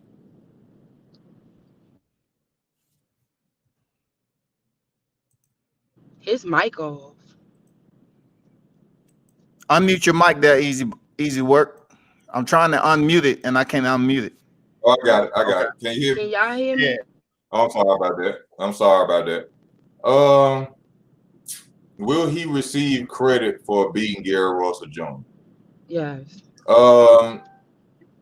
Casual fans, Yes, yes. he will. Real boxing fans, no. He will take the name of a legend and put it on his resume, but years to come, people will say, y'all got to remember Gary Russell Jr. won in his weight class. See, that will always be mentioned. Just like if Terrence Crawford would have fought him. It would have been the same thing with Terrence Crawford. Years down the road, they'll say, Gary Russell Jr. didn't won that 147. So he will take a name, he will take a legendary name, but he deserves no credit. None at all. He just put Gary Russell on his resume. But if that was an actual fair fight, then yeah, he'll receive credit. If Gary Russell was at 135, yes. Devin Haney, to me, just comes across, I don't see everything that everybody's seeing get Devin Haney. He's a great fighter. He's a good fighter. No, not great. I got to stop saying great. He's a good fighter. But just like Tank need to prove himself, Devin need to prove himself. A lot of them need to prove, Ryan need to prove himself. Even though, hold up, let me say it. Let me take that back. Because Ryan has been stepping up to fighters that people thought that he didn't want to fight, and he knocking them out. True. Even Tank has stepped up and fought champions. But people want to see Tank fight the names that's at 135. We don't want to see him go back down to 130 and beat up on a little Leo Santa Cruz. That's not fair. But Floyd Mayweather, and didn't he fight Gary as long as he was there in 26? Yes. He didn't want no parts of Gary then. Now, if I ain't mistaken, Miss Cat, your cousin or your brother beat him up in the amateurs. So he already know what time it is with Gary. He don't want none of that smoke. He don't want none of that. See, Leo Santa Cruz in a position where right now he has no choice but to pick a name because people are tired of him. The same way the Zone doing Canelo right now. Don't nobody want to keep seeing you fight nobody. The best gotta fight the best. And also, before I gotta say this, even though I have criticized Gary from the talking that he's doing, this and back and forth, we have not given him credit for even trying to move up and fight bigger opponents, though. And that's one thing I haven't did, and I got to give him that credit. Well, Cat Energy brought that out of your easy work boxing. Yeah, she because I was thinking about it today when I was moving stuff around. I was like, I got to make a video because ain't nobody respected the fact that he willing to move up and fight anybody. We got guys making excuses. That's all I'm saying, Easy. Like, man, I respect what you said about, Devin having to prove himself. He's a good fighter. And that's my whole own point. Like, every time it seemed like when blacks come in on other black fighters, you gotta super highlight. But real hardcore boxing fans, like, if you look at the resume and you critiquing the resume, if the fighter is unproven yet, then you have to say they unproven. True. If they have been in the game long enough and they have that veteran status, and man, you're talking about somebody who only has one loss to pound for pound best. You can't sit up here and say he lost to Lomachenko. He ain't shit. You know what I'm saying? And he's been reigning as long as he is. Devin Haney still has to prove himself, but that doesn't negate the fact that he does have skills. Devin Haney has been with some legends and that has taught him point blank. Those are the Floyd Mayweather fanboys who came in the boxing during the Floyd era. Yeah, because we all know all the greats they're gonna lose. Sugar Ray Leonard, the Fantastic Four, all them when they fought, they all lost against each other. It's gonna happen. Ain't nothing wrong with losing. We just want to see y'all all go head up. It ain't no. I don't believe in the you lose your old and you ain't no fighter no more. Keith Thurman is my favorite fighter. I'm still with him, even though he's doing a lot of talking and ain't bad enough. But Keith Thurman, my boy. Keith Thurman, he the real. You know what I'm saying? Keith Thurman still has some mileage. He still has some mileage left on him. But he brought me back to boxing, man. I stopped watching it until I seen the interview of him telling Paulie Malignaggi, "Don't duck me, son." Don't duck me, son. I said, hell no, I gotta see who he is. Who is this dude? That's speaking of that, that's why I looked at this fight, and I wasn't looking at, and that's why I respect where Kat's coming from. Kat always kept the same energy, and she kept it down the middle. She said, "You know what? That's my family, Gary Russell, my family." And then, the respect I have for Devin Haney. I'm a number one boxing fan for Devin Haney, but it just seems like when it comes to individuals that you expect to be hardcore boxing fans, they just can't break it down like that. They can't look at the resumes and see and basically talk about who a fighter hasn't fought yet to kind of correlate it into how big this fight is. Because you said it. It's a name. He's getting a name, and they're not going to give him credit. Mm-hmm. They want to act like they're going to give Devin Haney credit. They want to act like they want to give Gary Russell credit. But then again, when you look at the resumes and you balance them out, they're going to say, okay, just like Floyd fought Canelo, was Devin Haney experienced enough? Was he ready for somebody like Gary Russell Jr.? And then when it comes to Devin Haney, it's going to be like, well, he was moving up 2 weight classes, and Devin Haney was the smaller fighter. So Devin did what he was supposed to do. Now, which will say on the beat. I'm sorry. Go ahead. Yeah, I'm just saying, which one is it going to be, man?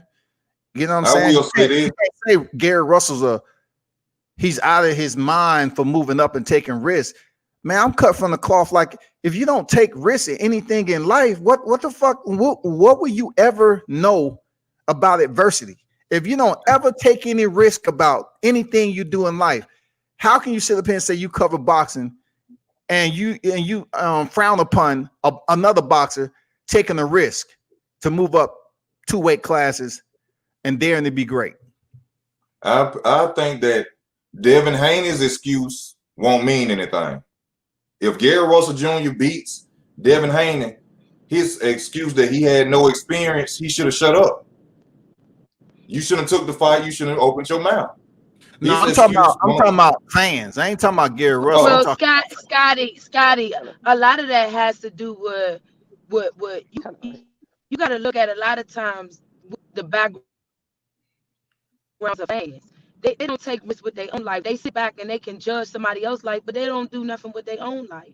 They don't know what it's like to go out here and take risks at nothing. That's why it's easy for them to sit behind a computer and be judgmental. It's easy for you to be a nobody and sit behind a computer and troll people. I'm arguing right now on Twitter with a guy because he's disrespecting a champ on there named Virgo, right?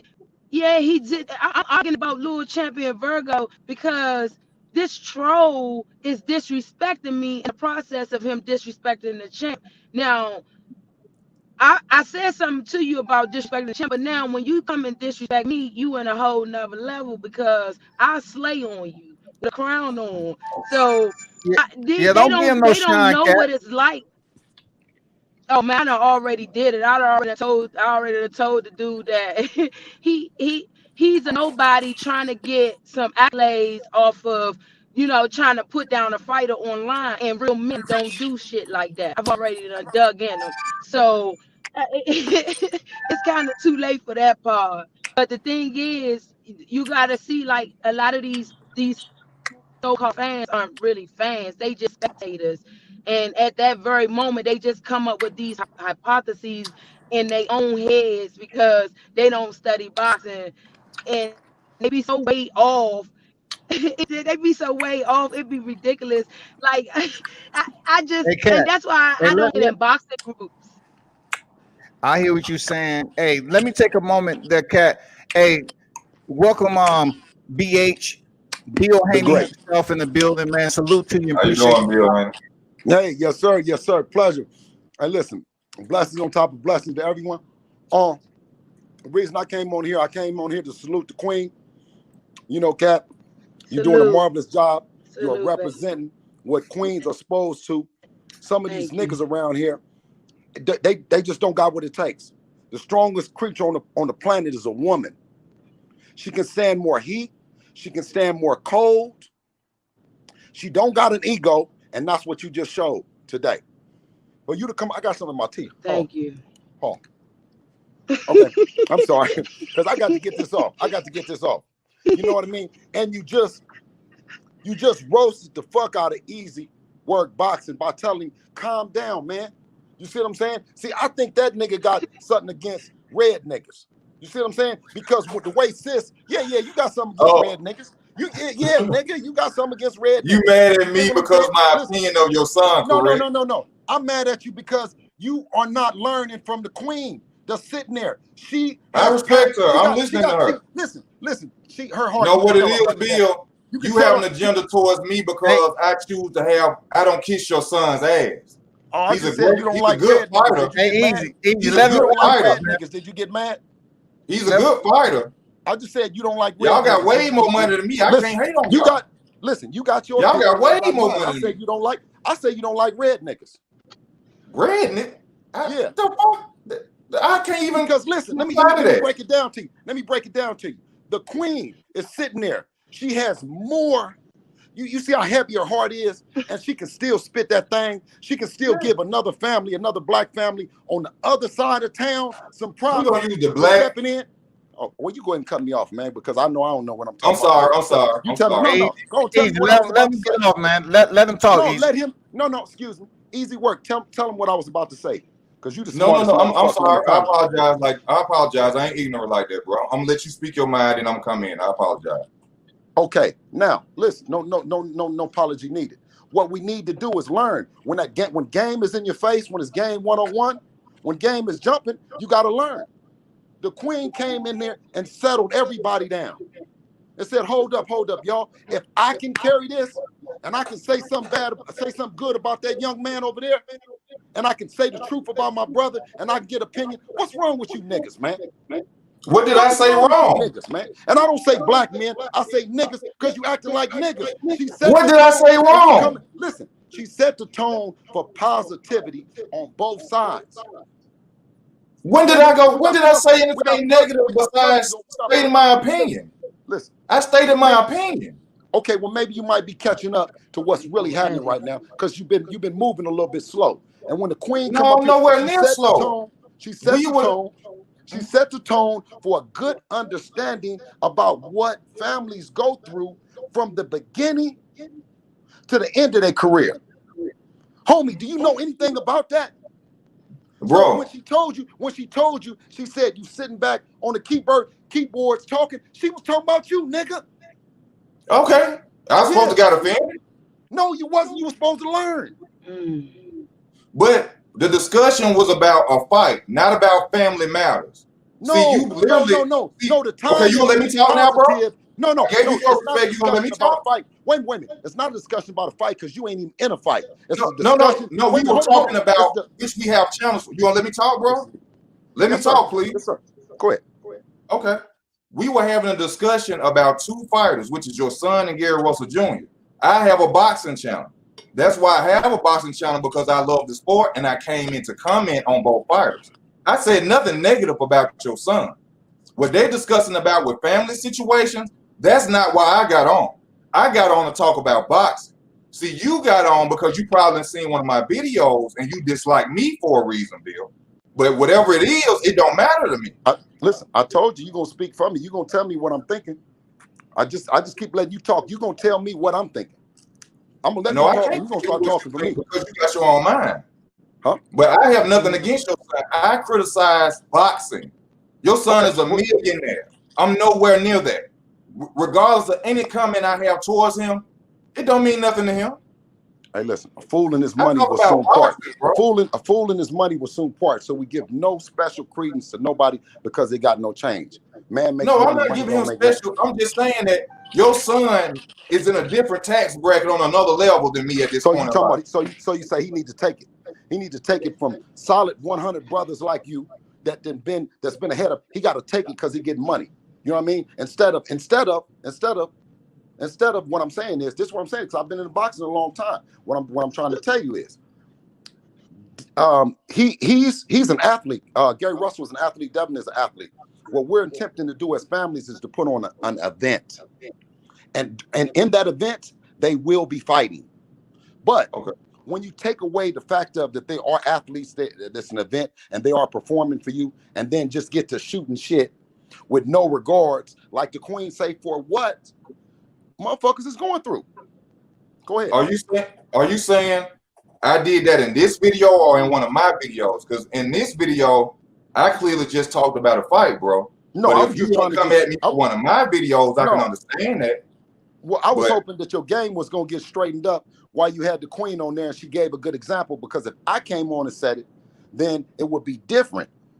But mind you, did you hear how she said? She said, listen, I cry, I do all the same shit as you, my man.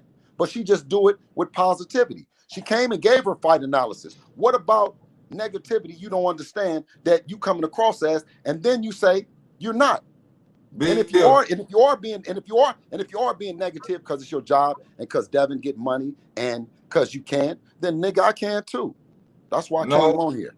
For one, I've never been a type on hate on any man because they got money or because they get money. I'm very happy that your son has his own promotional company and he's successful. I criticize boxing, bro. Okay. You listen to what people say. You listen to what people say. If you want to criticize and try to downgrade me, bro, I'm straight out the projects, bro. It ain't too much. Listen, when they made projects, nigga, they didn't just make your projects. No, I'm just saying. I'm saying mentally. Mentally, I'm 37 years old. I done survived a lot. Words and the comrade George Jackson said in 1969. We could talk about boxing all day. Okay. The comrade George Jackson said in 1969. Can I say something, y'all? Prison mirror society. Can I say something, y'all? Go ahead, Queen. Go ahead, Queen. Go ahead. Can I say something real quick? Go ahead, Queen. Go ahead. Your mic is good. Y'all hear me? Can I say something? I'm gonna mute mine.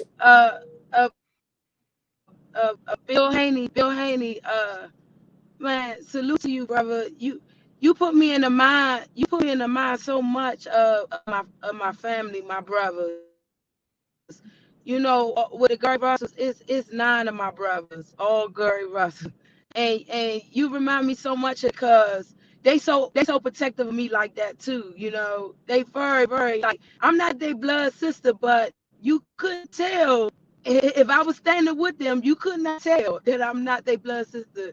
You know, my mother, my father, they mother, fathers, my godparents, they aunts and uncles are my god aunts and uncles. So you put me in the mind so much of them. You know, you so protective like they are, and so I salute you, brother. Seriously, I really do. Man, like that's an honor right there. Thank you for Thank you. real. Thank you.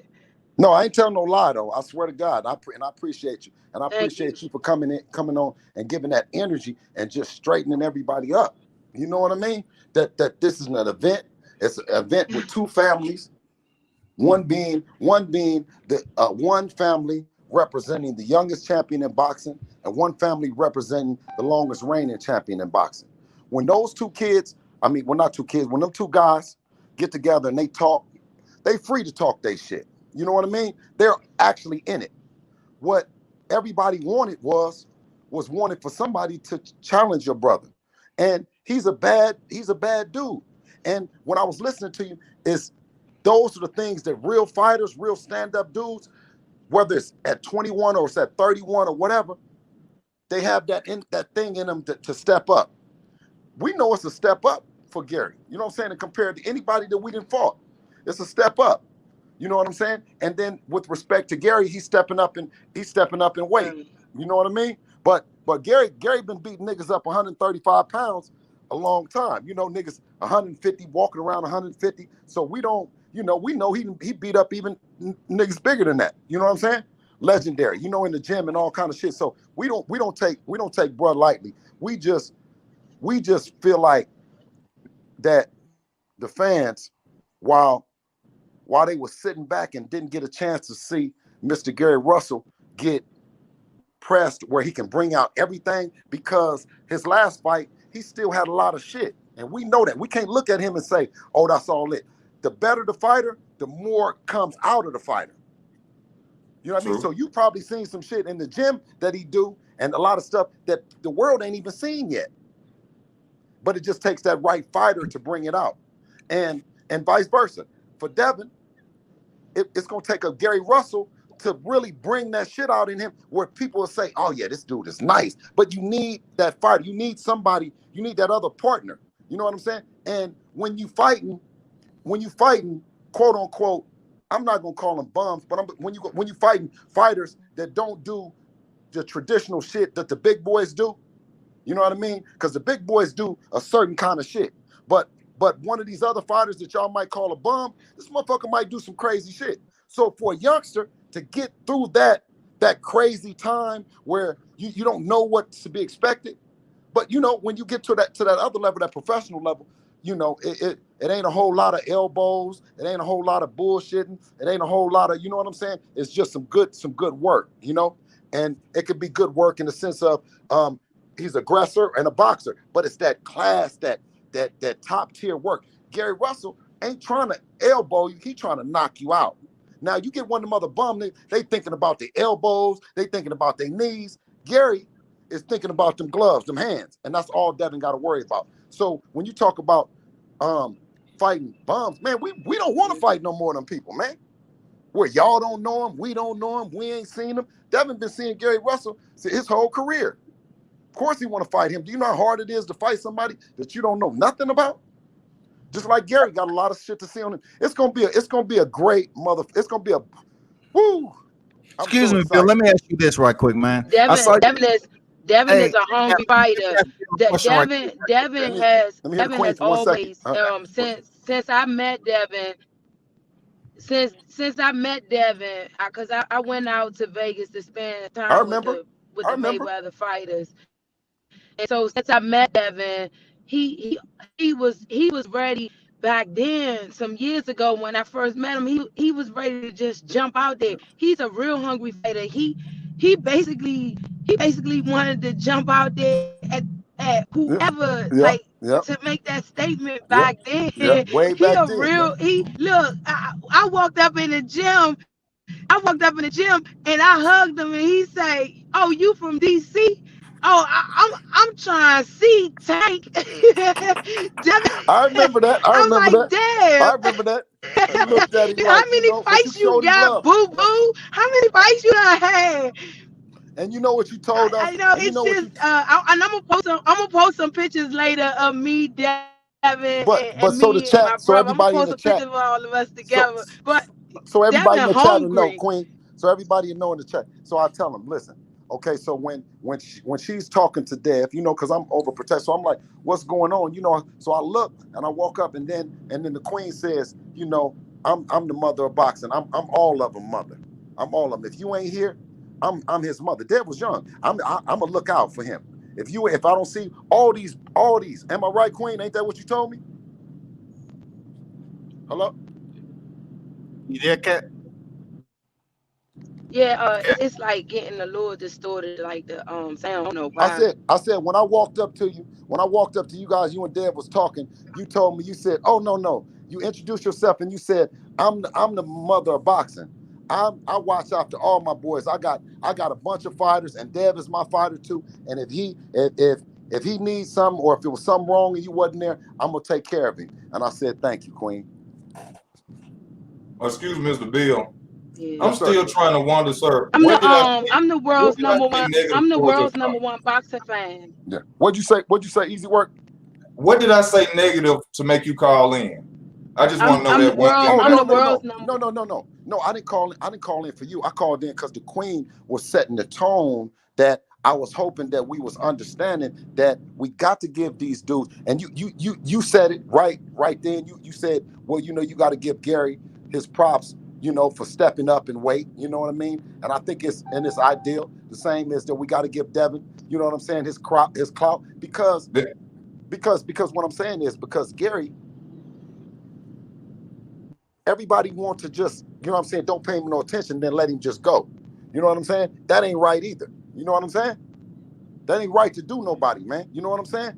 Everybody talking about they don't want to fight us and they're going to try to freeze us. You don't do people like that. When Gary said that and he said that to him, we looked at it as an honor and a privilege to present something to him, to offer him something. You know I what I mean? understand So we that. attempted to offer. And Queen, you can explain this to him. We attempted. Okay, so we was gonna offer him something, but we said, but listen, no disrespect to you, or no disrespect to the great Al Haymon. Before we offer this, why don't you offer us what he can do? You know what I'm saying? Because out of respect for Scotty, the sound is getting distorted on my side. I can't hear them, But Scotty. you Okay. literally came on the cast and came at me. well, you was the closest nigga that I could get to that has behavior that's different, contrary to what the Queen was just speaking on. But we were talking about boxing, Bill. We wasn't talking about family matters and family issues. You got She the brought Queen that on here. in. She's talking about. Wait a minute, hold on. This ain't your channel, for one, and for two, she's on here talking about family and family matters. So I came in No, here and I see, you talked to trying to her. take it as if I'm disrespecting Cat. I'm not nowhere near doing No, no, that, no, no, Bill. no, I'm no, no, talking to no. you as a I'm man. saying I'm saying. I'm No, talking to no. you I as a said man, bro. You no. I literally got never on said. this channel and you Listen, literally came at me dog. for no I reason. would have I listen want if you I to be a ever saw. man and Listen, say, if why I did you ever do saw that? you, doing something to Cat or said something, I would have told you out of pocket. I didn't say you was out of pocket for nothing that you done That's did not to her. besides Yeah, the I didn't point. say That's that. irrelevant. But I'm talking see, about why you you bringing up attacked some. me. Listen, Why you nigga, came I'm on not here and short. said Nigga, something to I'm not me? short on words. You trying to put, and I just told you, nigga, I don't got no problem with you. I said that when the Queen was talking about what she was talking about, and I said it set the tone for me as well to come on here and have the utmost respect for the Russell family and the event that the Haneys are putting on. What part of that you don't understand, nigga? So I don't have respect for y'all because I make a comment? Listen, what I'm saying is you can comment the way you comment, but when I comment the way I'm commenting, you got a problem with it. No, you came in, See, you no, literally wait a minute. attacked me, See, bro. you niggas, listen. You niggas ain't gonna mix it up. Either we gonna talk boxing and be positive, or we gonna talk boxing and be on the other bullshit. I'm talking positive. You on niggas and bullshit and all that. See, I I'm know. talking to you, bro. That's why I be saying. That's why she said, and I said, listen, brother. if I offended you in any way, without trying to, because I wasn't trying to offend you, I was just trying to pull your coat. You know what I mean? You know what I mean? On Because well, right when she said what she said, Combat, he went into praising the event and giving it praise. You went back to Russell and you giving it praise. But what's up with Devin? They're one and the same, my man. Listen, when I say it, I say, listen, let me just tell you, I can argue what I'm saying. When I say it, I say Gary Russell and Devin Haney, both bad motherfuckers. It's going to be a great event. Now, I never said your son wasn't a good fighter. All I was saying was that when it came down to it, that Gary Russell Jr. would get more credit than your son because your son is bigger than him. I didn't say your son was a good fighter. I'm just saying when it goes down in the books, we already know as time goes on, 10, 15 years from now, which probably don't matter now, but when that fight was to be brought up, people are going to say, hey, Gary Russell Jr. was small. That's all I was saying, bro. That's all I said.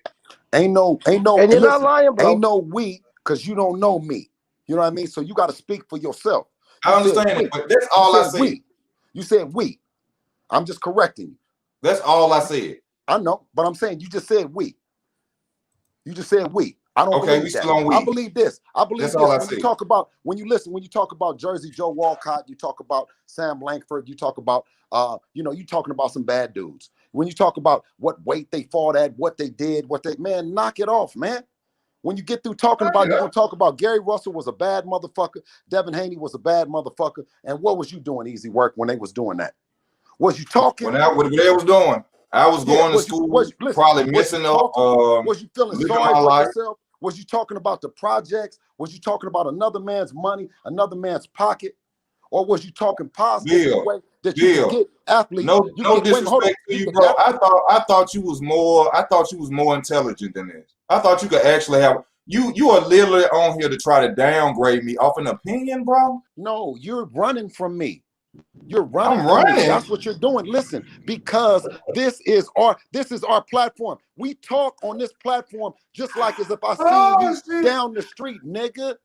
Listen, I'm a promoter. I don't get fired. You got money, nigga. I'm a nigga. You got money. Yeah. Hello, but I'm also a black man, and I'm happy for your success, Wait bro. a minute. As a black man, and when people are talking as black men and as black women, I address it. When it's the other shit, then shit, I got something for you with that too. I'm built for it. I'm built for all that slick shit, all that side, all that up under, and all that other shit. I'm gonna call you out where you stand. And if you tell me it ain't like that, then I say, well, man, I stand corrected, brother. Excuse me. Now, if it's brother, excuse me, then you know what I'm saying. By all means, I said I don't mean to offend you, but I definitely mean to straighten you out. No, I got a father. My daddy can't straighten me out. Can't no man straighten me out. Listen. Well, what you gonna do about it? Oh my, bro, come on. See what I'm saying, bro? No, don't talk to me it's like not I'm that no show. chump. It's not those shows. Don't talk to me on no shows. Don't chump me though. I don't give a fuck. I don't give a fuck who watching. Nigga, the world know I'm not no chump. Don't chump me though. Who said I was trying to chump you? But that's what you got a problem with, rednecks, because even then I just apologized to you and you still coming back with some shit instead of saying, okay, it's over with. Instead of saying it's over, we got a good understanding.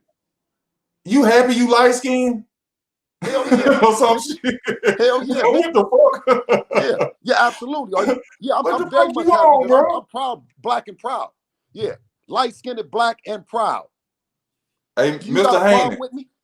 No, yes, Mr. Haney, I don't have a problem with you. You got too much money for me to have smoke with you. You can send a hit like it ain't nothing. Man. Here you go with this money. You can send a hit like it ain't nothing. I ain't got no problem with you, bro. I ain't sending no motherfucking hit. Why would you say wish your black man would send a hit that's successful? I wish your son the best. I don't know what. You ain't from no projects, nigga, talking like that, nigga. What's the project? What projects you name? Collegeville, Birmingham, Alabama. And they get on there and tell niggas that they can send hits and all that kind of shit. That's what I said. You got too much money for me to hit. Listen to what I said. Listen. I don't even know nothing about that. Hold on, who is it? Somebody coming to do a hit, nigga. Uh-huh. Yeah. See, you talking about them hits? Who at the door? No, I don't. You did. What you did? I was saying that you got too much money for me to play with you like that. that you could easily send one. You know what I'm talking about. You from Oakland. You know what No, time I it don't is. know what you're talking about. You Listen, know what I'm talking about. hey, wait, hold on. Have you seen my kids? I got you. You seen my kid? I got a 6-year-old. I got a 10, beautiful. I got a 21-year-old, and I got a 29-year-old. Nigga, you ain't worth hitting, nigga. You ain't worth me taking a chance with my motherfucking family fucking with you, nigga. I'm not. Yeah, or nobody else. Yeah, God You be wasting your God money. is my protector. God is my protector. Yeah, It's cheaper down here, Bill. Huh? For 5 racks to get me knocked off down here, you'll pay too much. Man, God is my protector. Listen, God already told me He will get rid of all my enemies. Yeah, He will never put nothing on me that I can't handle. So, ooh, Bill. And let me holler at you right quick, Beer. I know it's hot up in here. I just want to talk about the fight right quick. I seen the interview. Great fight. Great fight. I seen the fight. I seen the interview, Bill. I just wanted to ask you, like, hey, listen, we gotta look at it like this, Bill. Disrespectful is you just can't even keep your mouth shut because you so mad that a nigga like me, my teeth is straight, nigga, I talk good, nigga, I'm all the other shit, and I don't got no money, and I don't hit nobody. So now what? Nigga, you got everything that you looking at. Ain't nothing else. I'm talking to you. The person, this it. You ain't nothing else happening. Me and you just talking. Don't get scared. Don't get spooked. We just talking. You mentioning shit that has no relevance. We're just talking. I'm talking with passion, brother. This is my son. You would be talking with passion as well. You talking about my son. The queen is talking about her brother. It's passion. I ain't said nothing about no hitting. I ain't said nothing about doing nothing to you. Sending nothing. 5,000 brothers. I was joking, bro. I was joking. We was just talking, bro. It was a joke. Okay. All right. It was a joke. It was a joke. Okay. You joking. You joking. No, at that time it was a joke. You joking. Okay. You joking. How's the good brother that came in, man? How you doing, guys, man? I just was dropping in, man. I don't want, because we all come from somewhere, you know what I'm saying? And I'm trying to get on everybody's energy. I don't want to come off negative, you know what I'm saying? But I don't want a motherfucker, because I know how blacks, how we are, you know what I mean? And if I don't chime in, y'all might think it's just sweet like that. So I call everywhere. I call all around town. Soon as somebody calls, say, who? Easy work. Oh, okay. But I didn't come on here for you. I came on here for the queen, because the way that she put the thing down, me and you ain't even supposed to be talking like this right now. We ain't got no reason. She just showed us we ain't got no reason. She love her brother to death, like I love my son, and she conducting herself more professional than I am. So I don't know when if you heard. I said, me too. I said, me too. I just wish they wouldn't put size in the equation of this fight. I keep saying it, man. There should not be no excuses. 135. Exactly my point. I said this earlier before you came on. But this is what I wanted to ask you, Bill. I know, I gotta give you props on your interview you did with Fight Hype, because I sent the link and I kind of disagreed with how they was kind of promoting the fight, because they kept on talking as if Devin Haney was fighting a smaller fighter in Gary Russell Jr. And in my opinion, they was devaluing the matchup. You know what I'm saying? And this is a very good fight stylistically, and we want to see it. But when it comes down to it, I asked the question, like, if you keep on saying Gary's too small, then how are they going to benefit by having him on the resume if this narrative keep on being passed around? And then, you have Fight Hype keep talking about it after you told them, hey, bro, you trying to sabotage the fight? I mean, what's going on with that? Man, we doing this shit for our last name and not our first. You know what I'm saying? When Devin's son and his grandson sit and they talk about it, they talk about that. Man, grandpa was bad, man. He fought Gary Russell. He fought this person. He fought that person. Win, lose, or draw, man. You know what I'm saying? And they got paid money. We ain't tripping like that, man. I could walk outside and they can knock me out. I ain't, you know what I'm saying?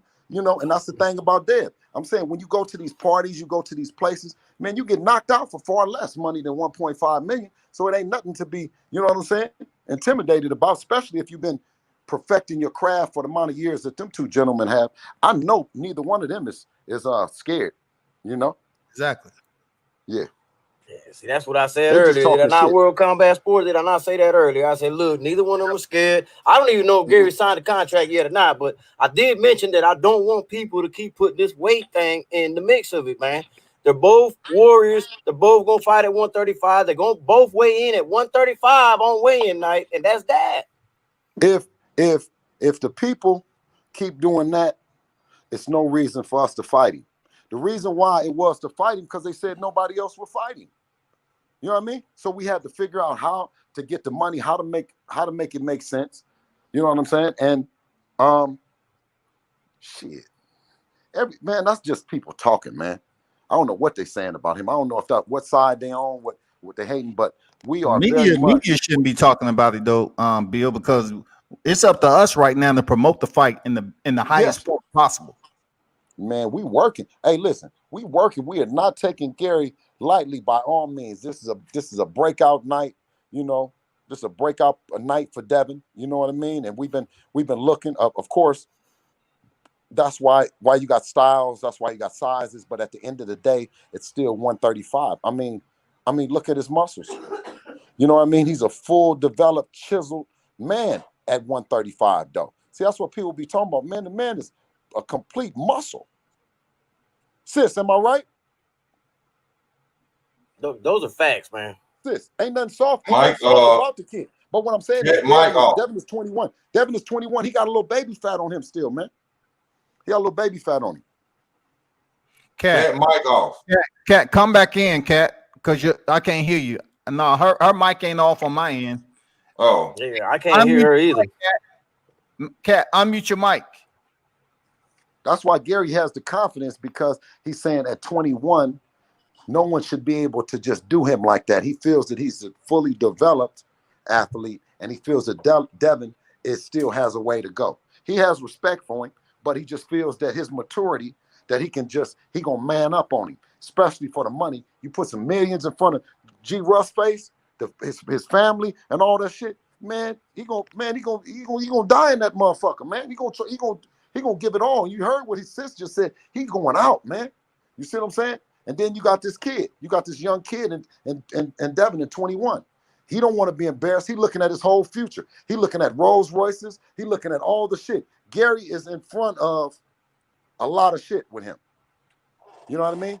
So it now comes a time where, you know what I mean, you got to either step up or you know what I mean, stay in your place. I think he stepped up, you know, and Gary, the Russells is answering to it. So I can't do nothing but give them their props, and they've been totally professional with it. I mean, you see, me and G ain't going back and forth. Easy work. G, I can understand that. But what I'm saying is G don't pull no punches. I don't pull no punches. But we know what, you know what I'm saying, with real men, man. You know what I'm saying? How did you know? Man, I mean, I ain't going for certain shit. Easy. I just ain't going for it. What did I do? Okay, I understand what you're saying. I mean, I'm saying you got a homeboy or two, or a cousin or uncle or something that just ain't going for it, my nigga. That's all. Just, you know what I'm saying? I'm on it. I'm on everything that you're talking about. And if I miss something, and I'm wrong, I'm gonna check myself. But I'm also gonna tell you I'm doing my job. I'm just trying to figure, what did I say negative about your son besides talking about boxing? Let's move on, man, because I really want to, since I want to ask him. Can I say something to D. Hodges? D. Hodges, you in there? Yes, sir. D. Hodges, you always in there, man, and you be listening, and I forget you in there. What's happening, brother? How are you? I just be chilling because I love listening to you, dude. I don't be wanting to say nothing. You be having me rolling. I don't like to interrupt people. You are a very good dude, and I like you, so I just let you go because I know, especially, and then when you and the other one, Batman, get on, oh my God, y'all two need to get a call. Yeah, that's all. We be complimenting each other. We do it for the fans, man. We do it. But dogs, you do. It's like Method and Redman. Yeah. You're like, y'all like Meth and Red. You know what I'm saying? Y'all make the show very, very entertaining. And I love when you're on. And like I said, but Easy Work is kind of right a little bit, because in a way, like how Lomachenko, he still don't get no credit for beating Rigondeaux and Crawford. He and other people and Crawford still don't get no props. because I mean, Arrow don't get no props because Mikey came up in 2 weight Shit, classes. Loma do get Loma. Crawford. Loma I'm get just saying. props. No, I'm just saying. Crawford beat up on Gamboa, and like they say that now because Gamboa came up 2 weight classes. It's the truth. I'm not saying it though, but it's been said about that for years. That's all I was saying. Those That's are people. all I I'm sorry. said. Those are people that ain't never been to the respectfully, gym or. What am I saying? You remember when Lomachenko, before Devin challenged him, Bob Arum was around here talking about Lomachenko was just as good as Ali, better than Sugar Ray Leonard, and all that. We stopped that. But what I'm saying is, see, you don't understand. When we seen that, we said, what the hell with all this other shit? If he's the next better than Ali and the people believe it, we don't think so. But if y'all believe it, we're going to get him then. And it don't matter because at the end of the day, he's still on Devin's resume. So it don't matter. And he's a name. Who cares? If I was Devin, I wouldn't care. I still beat him and he still was Gary Russell. No. Excuse me, D. Hodges. I was speaking about Lomachenko. That when we were trying to go after Lomachenko and respect. Oh, he dropped the belt for y'all. Yeah, but you know what? You know what? It's crazy because Dev then got better since when he dropped the belt. So I'm like, whew, okay, well, let's fight now then. Because every day he's getting better. Hey, Bill, in the negotiation between you and Batman, right?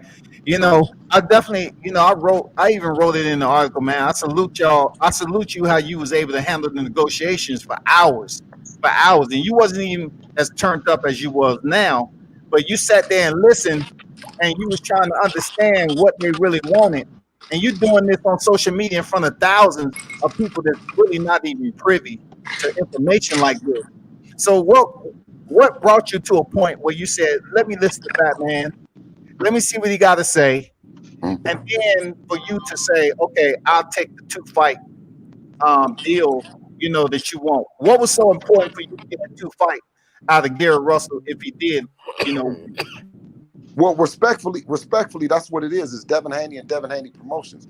So I got to conduct myself in the way that Devin Haney want me to conduct myself, not as a father or whatever. I can't blow his business. But when I was talking to Easy Work, I was talking as BH the Great. That's why that came up right there. Don't say Devin Haney. When you hear me talking, you hear me talking. You just like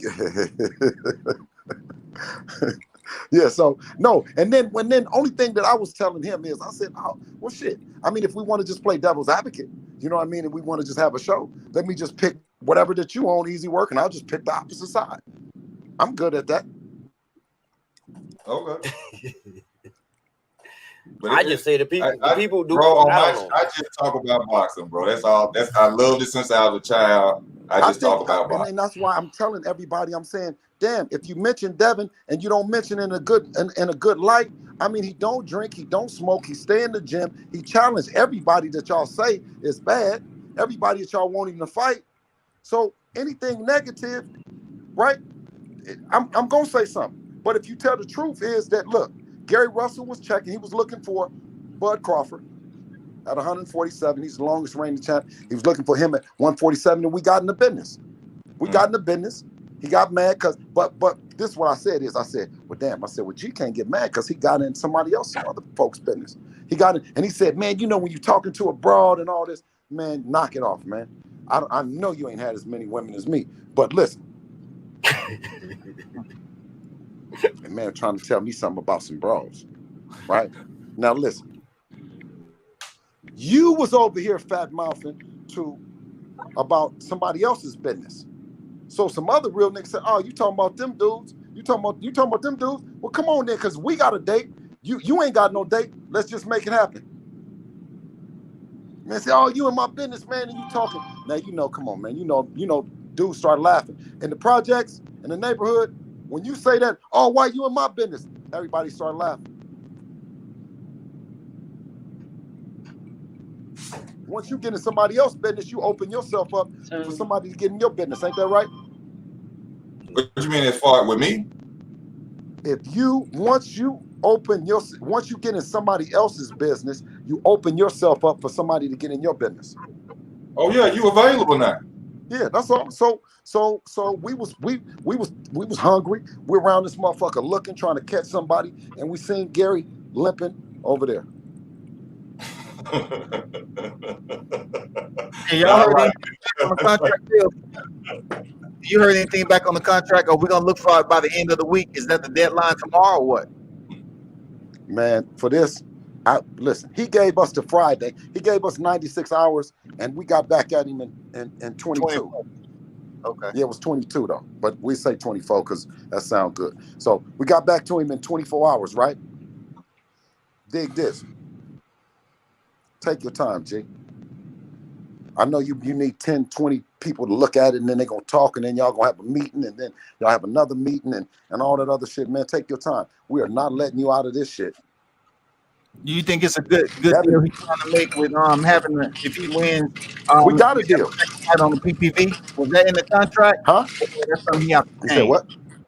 I know he was talking about if he wins, right? You know, he want to have a fight on PPV that will have to be on PBC Showtime. Did y'all originally submit that in the contract, or that's something he has to resubmit to you all? Well, you know that was something that came about today or a couple days before. But only thing I can go on really is what G said when he did the famous, when he spit. He said, do y'all remember what he had said? Easy work. You remember what he had said? Who that? I mean, because it was in rerun. He said, yeah, shorty, you know what I'm saying? I got that 1.5, and I think he spit, and then he said, yeah, only thing that's gonna be in the clause is a rematch clause. Don't you remember what he said? You don't remember? Yeah. He said, what did he say? He said the only thing gonna be, he said, only thing will be in there, y'all gonna get one fight of me. He said the only thing that should be in there is a rematch clause. He said because he put that in there so because I probably gonna whoop his little ass. You know what I'm saying? Because that's what champions always put in. They put in a rematch clause because they're accepting the challenge. They can just turn around and go another direction. But they said, okay, if I accept my challenge, I'm gonna accept the challenge. If it ain't my day to day, you know what I'm saying? Then you gonna give me a playback, right? And normally everybody say yeah. So what he said was that we're gonna go. He wants to go to pay-per-view, and he wants to go. What'd you say it was? What'd you say it was pay-per-view? What did you say? World Combat? PBC. I thought he wanted a rematch on PPV, which in reality can only be on PBC Showtime. It can't be on the Zone because they don't have the format. But my son is not a pay-per-view fighter. He ain't a pay-per-view fighter now. We're trying to build up. That's why we're trying to get him and trying to build up to the pay-per-view. I mean, I know we have an audience. We have our community that's gonna watch it, but we want the world to watch it. We want Mexico, Australia. We want the world to pay for it. Yeah, understood. So, I thought that's what Batman. How the fuck? Wait a minute, hold on. How the fuck Deb is a pay-per-view? He ain't even fought nobody.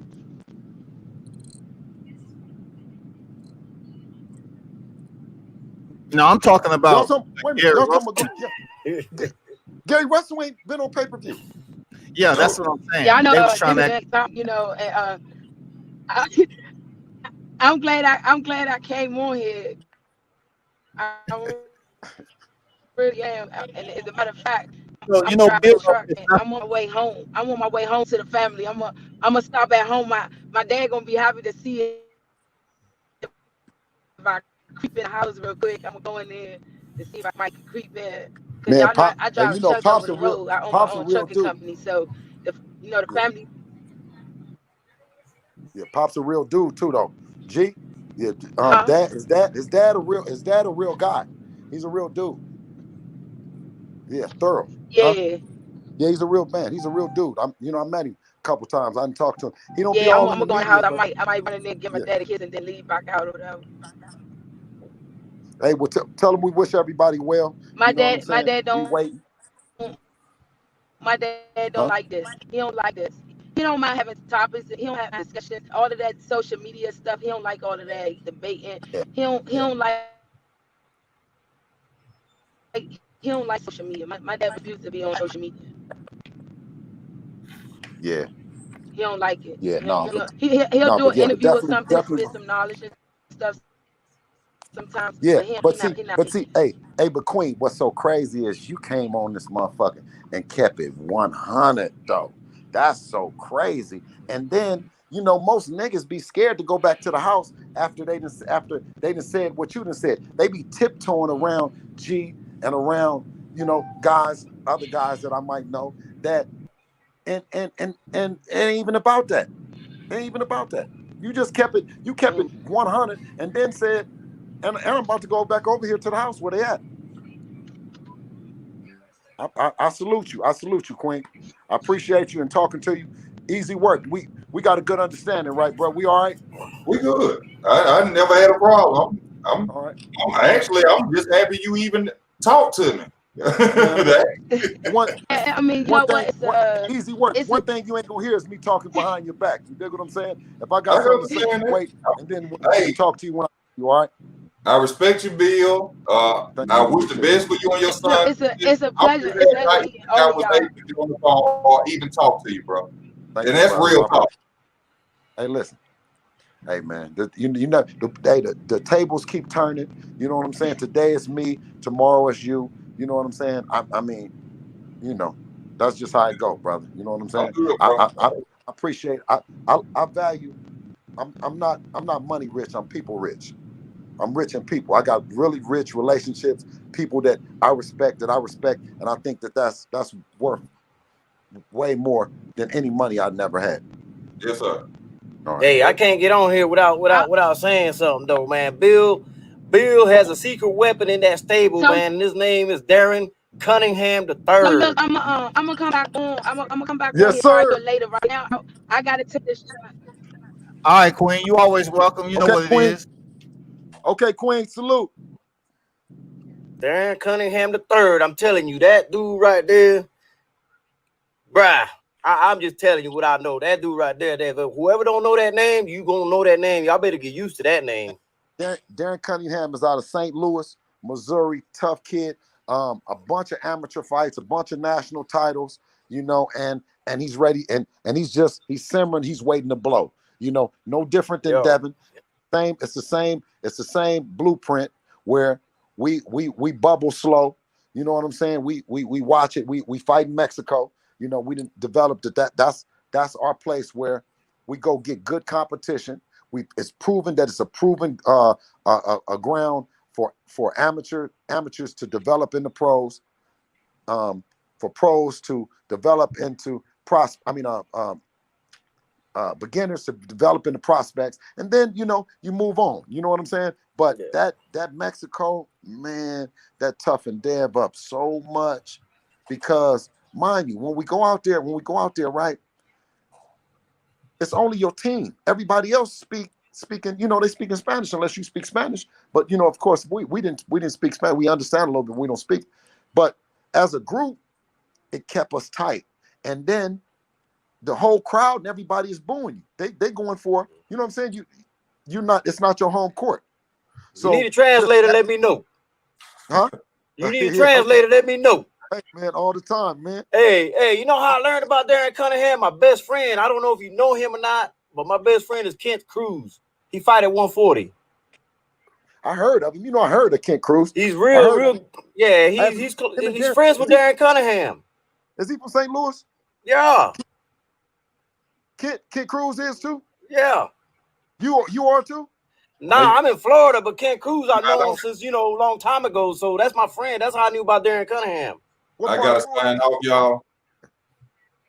All right, Easy Work. Thanks for stopping through there, Easy Work. I appreciate this conversation, Bill. I salute sir. y'all. Thank you, World Combat Sports, for allowing me on your channel, bro. Much support to you. I want to say salute everything, and I feel I had to back up your thing about how that as time go by you get no credit. That's just, but it's still a name though. It's still a name. Still a name. Still a name. Still a name. Yes. Thank y'all. Thank y'all. Salute, man. Take it easy, bro. All right. The casuals may not give him credit, but the people that actually work in gyms like I do and stuff like that and work inside of boxing, we're going to give you credit because we know what it takes to get inside that ring. I know. I mean, I'm out of that gym in Ocala with Tito Ocasio, John 3:16, 17. I don't know if you know Tito Ocasio, but what city is that? What city is that, bro? Ocala, Florida. Ocala. No, I've never been to Ocala. Yeah. But when we yeah, go there, we go to Miami, we go to the Fifth Street gym. Legendary Fifth Street gym. I think I forgot what street. It used to be over there on Ocean, on Collins. But now I don't know. yeah, Yeah. I know what you're You know, talking about. yeah. Mm-hmm. Yeah. But yeah, no, I just don't buy into that stuff, man. With it, that I said this earlier before you came in. I was on the show a lot earlier, and I said, look, the size that don't matter. Like I said, and I think I heard you say the same thing later. 135, you went in at 135, you went in at 135. You cannot take credit away from either one of these fighters. Win, lose, or draw, you cannot take away credit. It takes a lot to get in there and do what they do. Right. And he's in there. You see him, what he's doing. He's developing muscle. He's getting stronger. You see all this exercise we watching him. He's developing muscle. He's getting bigger. It's not quick twitch. He's not working like bands or nothing to lose weight. If you see Tank, Tank is trying to lose weight. He doesn't have no big weights or nothing. Gary is actually lifting weights. So I don't know how that might work out. That might not work to his advantage if he get too tight, so he might need to be careful with that. Well, combat. Hey, Bill, I just want to ask you respectfully, man. I definitely want you to consider me stopping through Vegas doing this fight camp if this fight is signed. I don't know if you see my YouTube, but I do travel and on my own dime and go out here and support these fighters. So I just wanted to ask you why you was on here. Just consider that. If this fight is made, I would definitely want to come out and check out Devin doing this fight camp and all the other fighters that you have on deck. Absolutely. Only on one condition. Yeah, what's up? I give you a condition. Absolutely. What'd you say? That you stay going over there with H Money on the H Money show. You know what I mean? You guys stay working, because it was one thing that you asked him, and it changed me and H Money's relationship. And you said, H, do you even know who they is? Slow down, H won't. And H was fired up. You know what I mean? In a way that, you know what I'm saying? And even when you told him, you said to him, bro, you wait till you get an interview. Calm down, bro. Can you get an interview? And he said, bro, it ain't even about that. It ain't about interview. Devin Haney is my favorite fighter in the whole world. Won't. I said, that dude, I'm fucking with him.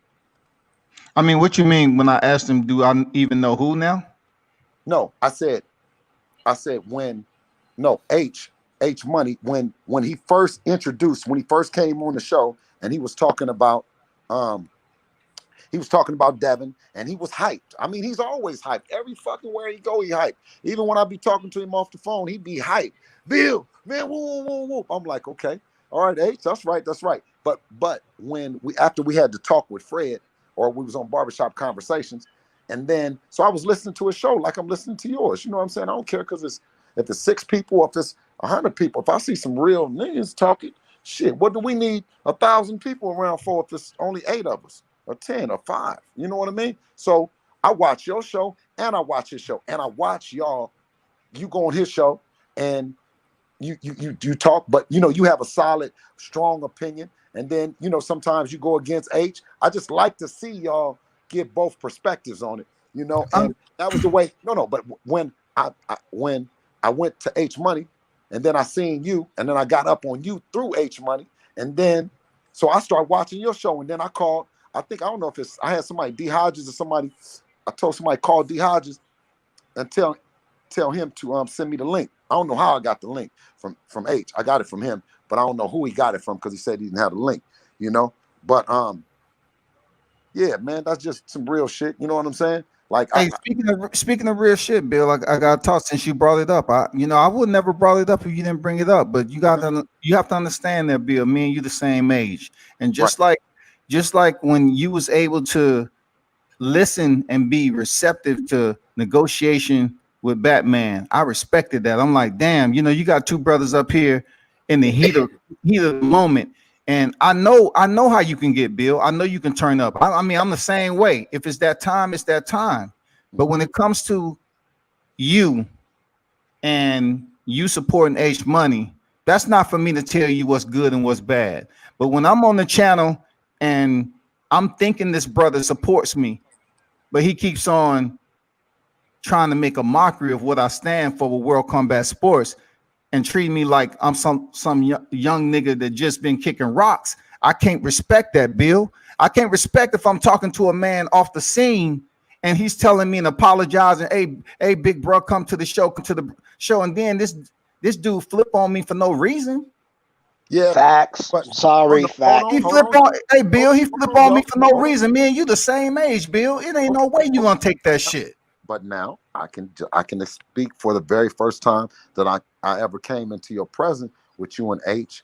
You well, he was on the show and he was talking and he was doing the same shit he was doing with Devin, and you man, I had to go get that little brother, man. I had to go reach at that brother, man. Ain't nobody just gonna be screaming about us and flying our flag and just no groupies. No, I'm gonna put that machine behind you. You know what I mean? Period. Correct. I'm leave no any nigga who you notice around here screaming that we ain't grabbed, just in the car with us. So when you said that to him, you was owning too. You remember, Combat? You was owning. You was like, man, you ain't even talked to Devin. Hey, listen, you said you ain't even been in the business. He said, H, have you even did an interview yet? You know what I mean? And listen, let me tell you, everything that you said, listen, H is the kind of nigga that he would have said, fuck you or woo woo. He listened to you. He stayed calm. He took the bumps. He took the bruises. He took the lickings, right? And he kept on going through the interview. I said, hey, Dev. I said, dude, all right, man. We got to fuck with him, man. We can't leave him out there. And Dev went and looked at looked at the things he said. I said, yeah, I know, but still, we fucking with him.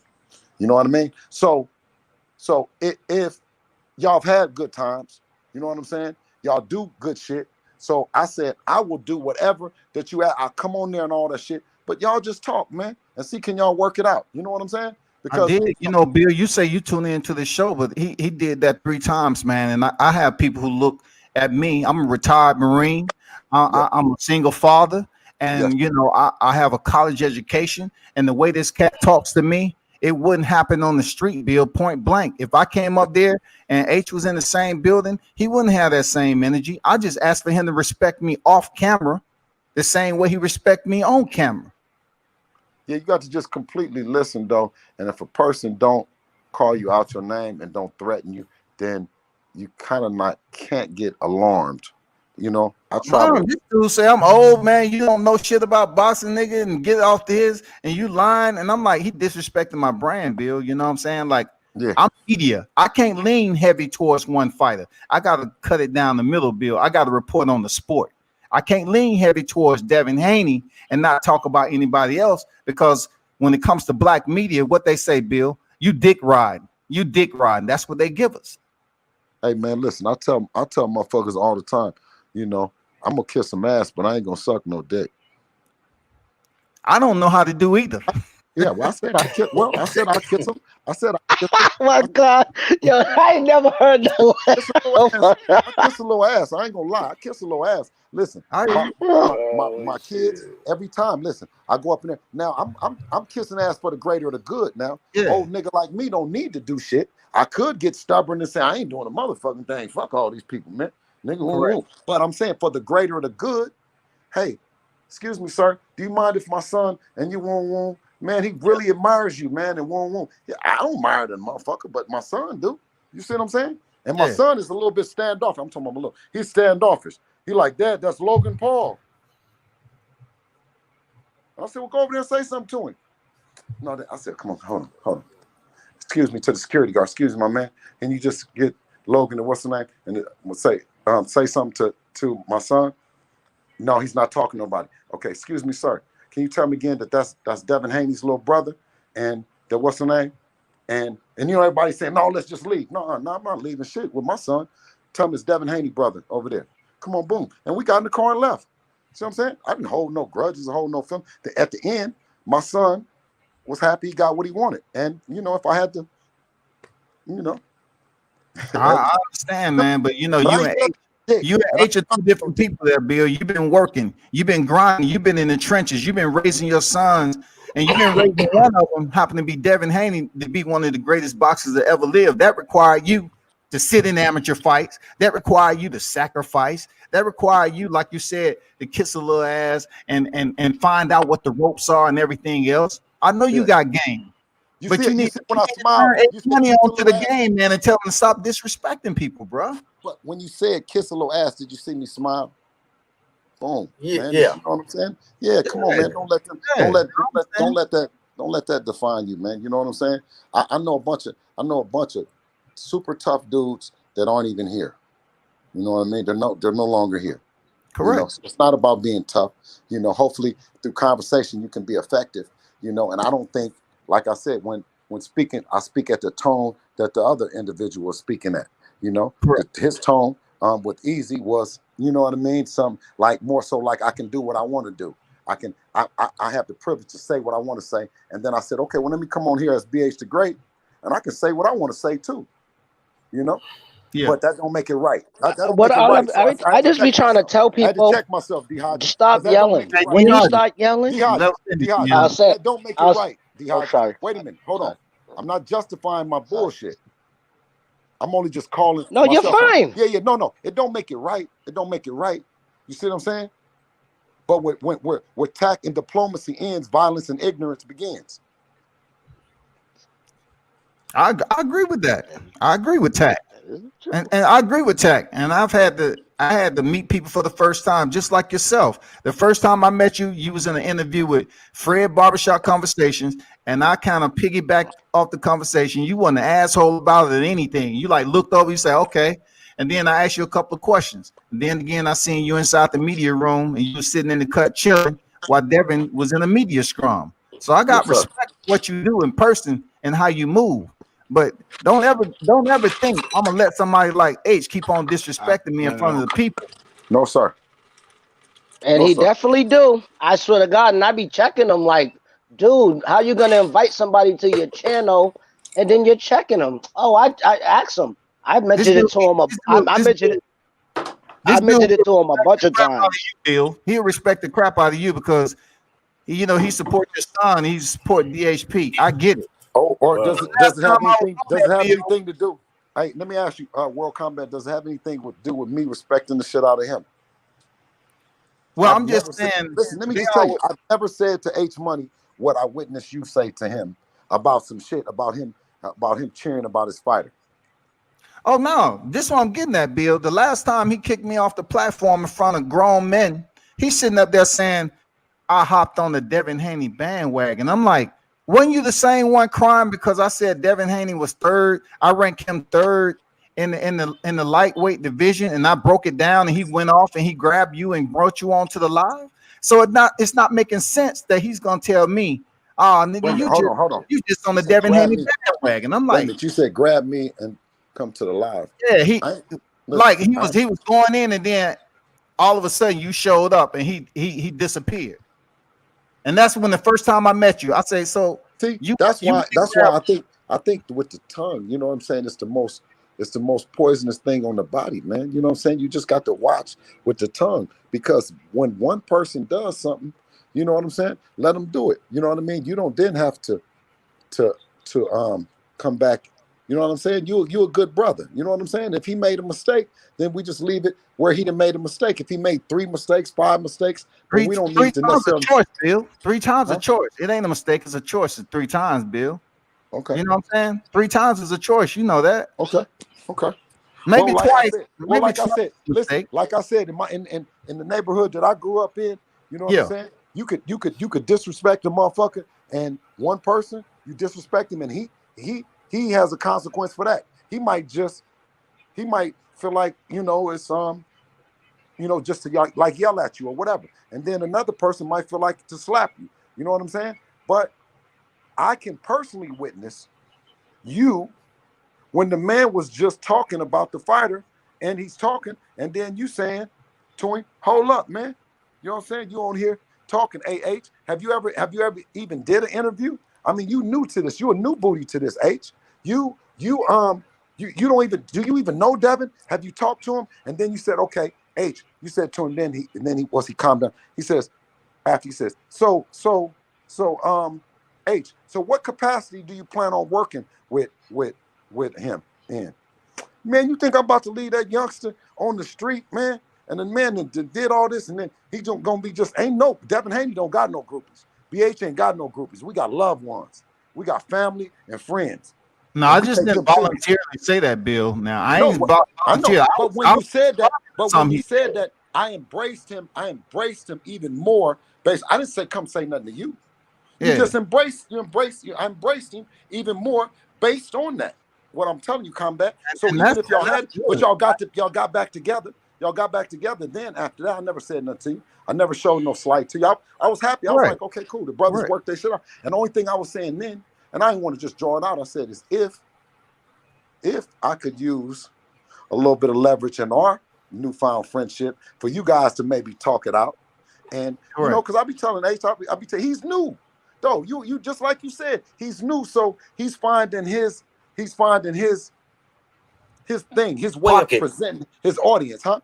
Yeah, he's finding his little pocket. Yeah, he's finding But I'm his just pocket. saying, I be trying to tell him. I talk to him on a low, and it's like I be telling him stop yelling at people because BFTB do the same thing. Like that will not make me want to be in your show. I can't call in without you yelling at me and Don't calling me bring bad TV up. words, and you can't. And I be trying to tell him stop doing that. You're gonna make people not come to your show because people. I could get this like me and Bill right now. I can be like Bill. You know, your son's a bum. No, like you don't gotta say it in a loud voice. You could get things across without yelling. When you start yelling, that's when I cut my ears off, dog. I'm a Right. Everybody grown don't man. function the same though. Everybody don't That, function the that's same. You what we gotta let just said. people be Remember, that's what I just said. themselves. Yep. See, everybody don't. Yep. That's what True we That that. that's I world on. understand that. You I gotta be understand that, yourself, man. I run my channel and I'm not gonna let nobody tell but me how it to run don't it. matter. But when you start yelling at people, you don't That's his need to get your choice. yeah, and then that's what make people go. Cause I'd be amazed at how That's his BFTB still got choice. so. I'd be amazed at how BFTB got so many people the way he yell at people and D-Hop, cuss them out and all The D-Hop, that. people bruh, that fuck with it are gonna you stay. The can't people that bring don't fuck with it just BFTV gonna in this, leave. It's man. just simple, man. Hey, No, D-Hop, you can't bring BFTV on my channel because I fuck with it. So you no, I'm not saying don't. nothing bad, but it's the I'm point. just saying. I I fuck be with trying it. to Brother tell is smart people to. You boxing. don't need to cuss people out though. Like Hey, in a. hey, I ain't hey, got hey, shit to hey, do with World that, D-Hop. Combat. Hey, I ain't World got nothing to do Combat. with that. Hey, World I'm Combat. sorry. I'm I have sorry, bro. I'm sorry. I just was saying H Money. I be trying to tell my little bro stop yelling at people like that. Yelling at people stuff. You invite me to your show and then you yell at me. That's like, oh, why am I I got you, coming? bro. That's I That's got you. his style. I got you, bro. That's his style, man. You either like it or you oh, hate it. I love it. He never yelled at me at all. But I'm just saying, I be trying to tell him sometimes when you got a guest on, don't yell at him. You know what I mean? That's all I be. Well, he don't do that to me. He respects me, but that's beside the point. Like I said, man, everybody's gonna run their show their own way, man. I respect everybody who does this to begin with, man. Whether you're new media, old media, or whatever the hell y'all want to call it, everybody's got their style, man. Everybody got their pocket. Like I don't know, man. That's just Hey, me, man. hey, like Bill, I like if just a want you to understand. Hopefully, it was respect there from what I've been able to do in boxing a short period of time because it's just me and I make the phone calls, I make the drive. So yeah. I didn't want that newfound interaction with H's channel to influence and for people to even think that I was over there just because you all support him. I support the sport of boxing, and you all are intricate part in the Yes. sport of boxing and the future of the sport of boxing. So I look at it in that perspective, my brother. That's it. Yeah, but see, that's what I said is I support y'all. I mean, and if you were in boxing or if you, I mean, I guess, you're in boxing, you know what I'm saying? And I still respect the fact I come on there and I'm saying like, yeah, we get millions and you know what I'm saying, world champion and shit like that. But you had like, you had like 6 people or somewhere, 8 people, and I respect you. You know what I'm saying? It don't matter, Absolutely. and your show and the other brother said the pocket, your pocket is talking like this, talking sensible, talking, you know what I mean? And then you go on another show and you might got to turn up a little bit. You know what I'm saying? You got if Correct. that's what their show represents.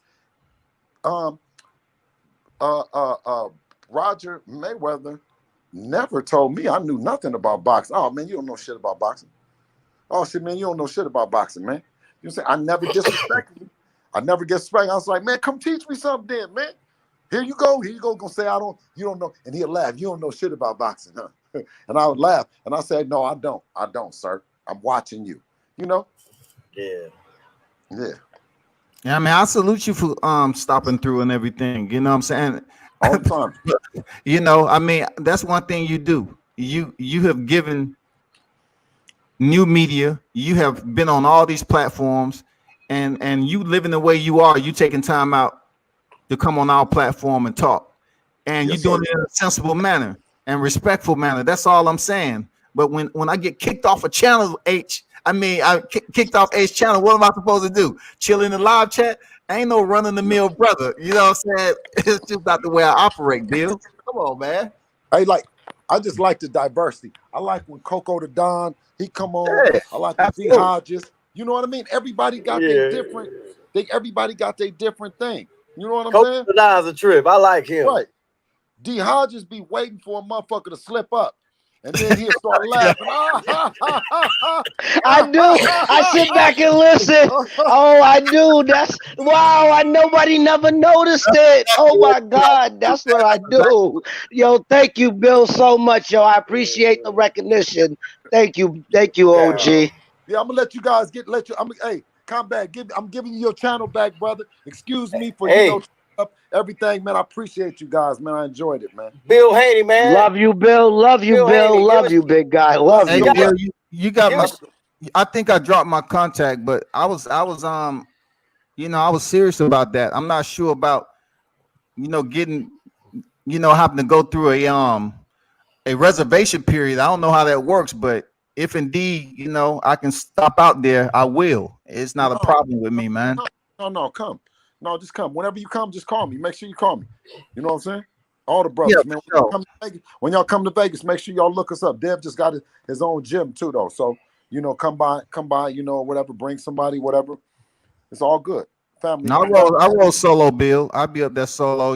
Whenever. I just want to. This fight's gonna be epic. I really hope it gets done. It's gonna be epic. So I definitely want to be a part of, doing some media work with it.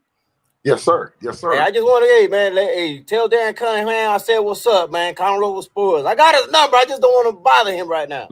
Amari I, Jones, I, salute to I, that young killer. I was on the I was doing a podcast, and then they kicking me out of my room, my hotel room. See? Okay. Damn. Oh wow. Okay. All right. All right, cool. Checkout. All right. I know I had a late checkout. Thank you. Thank you. We were just wondering what time you were. All right, cool. All right, All thank right. you. Blame it on World Combat. Okay. All right. I'll take it. I'll take it. Yeah. So no, I appreciate you, brothers. Yeah, I'm gonna go ahead and check out of this hotel. All right, man. Thank you, Appreciate you, guys. Bill. Salute, G. All right. Peace.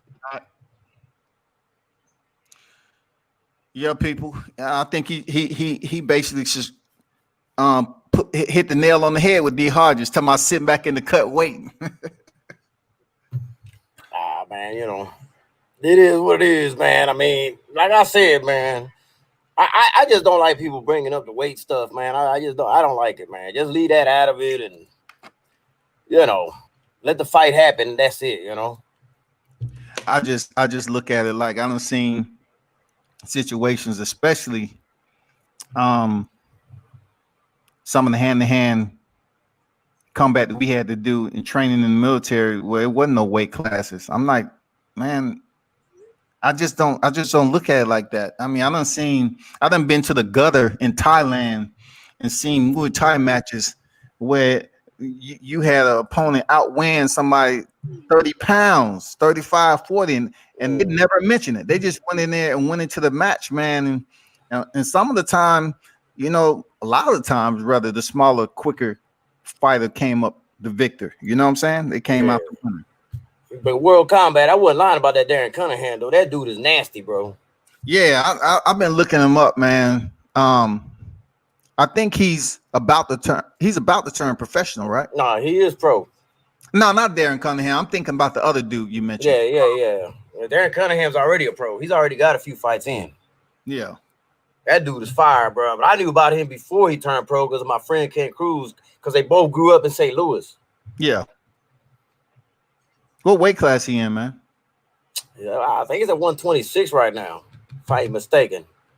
Yeah, man, he looked big for 26. I just saw him on the video. He looked bigger than 26 though. Okay.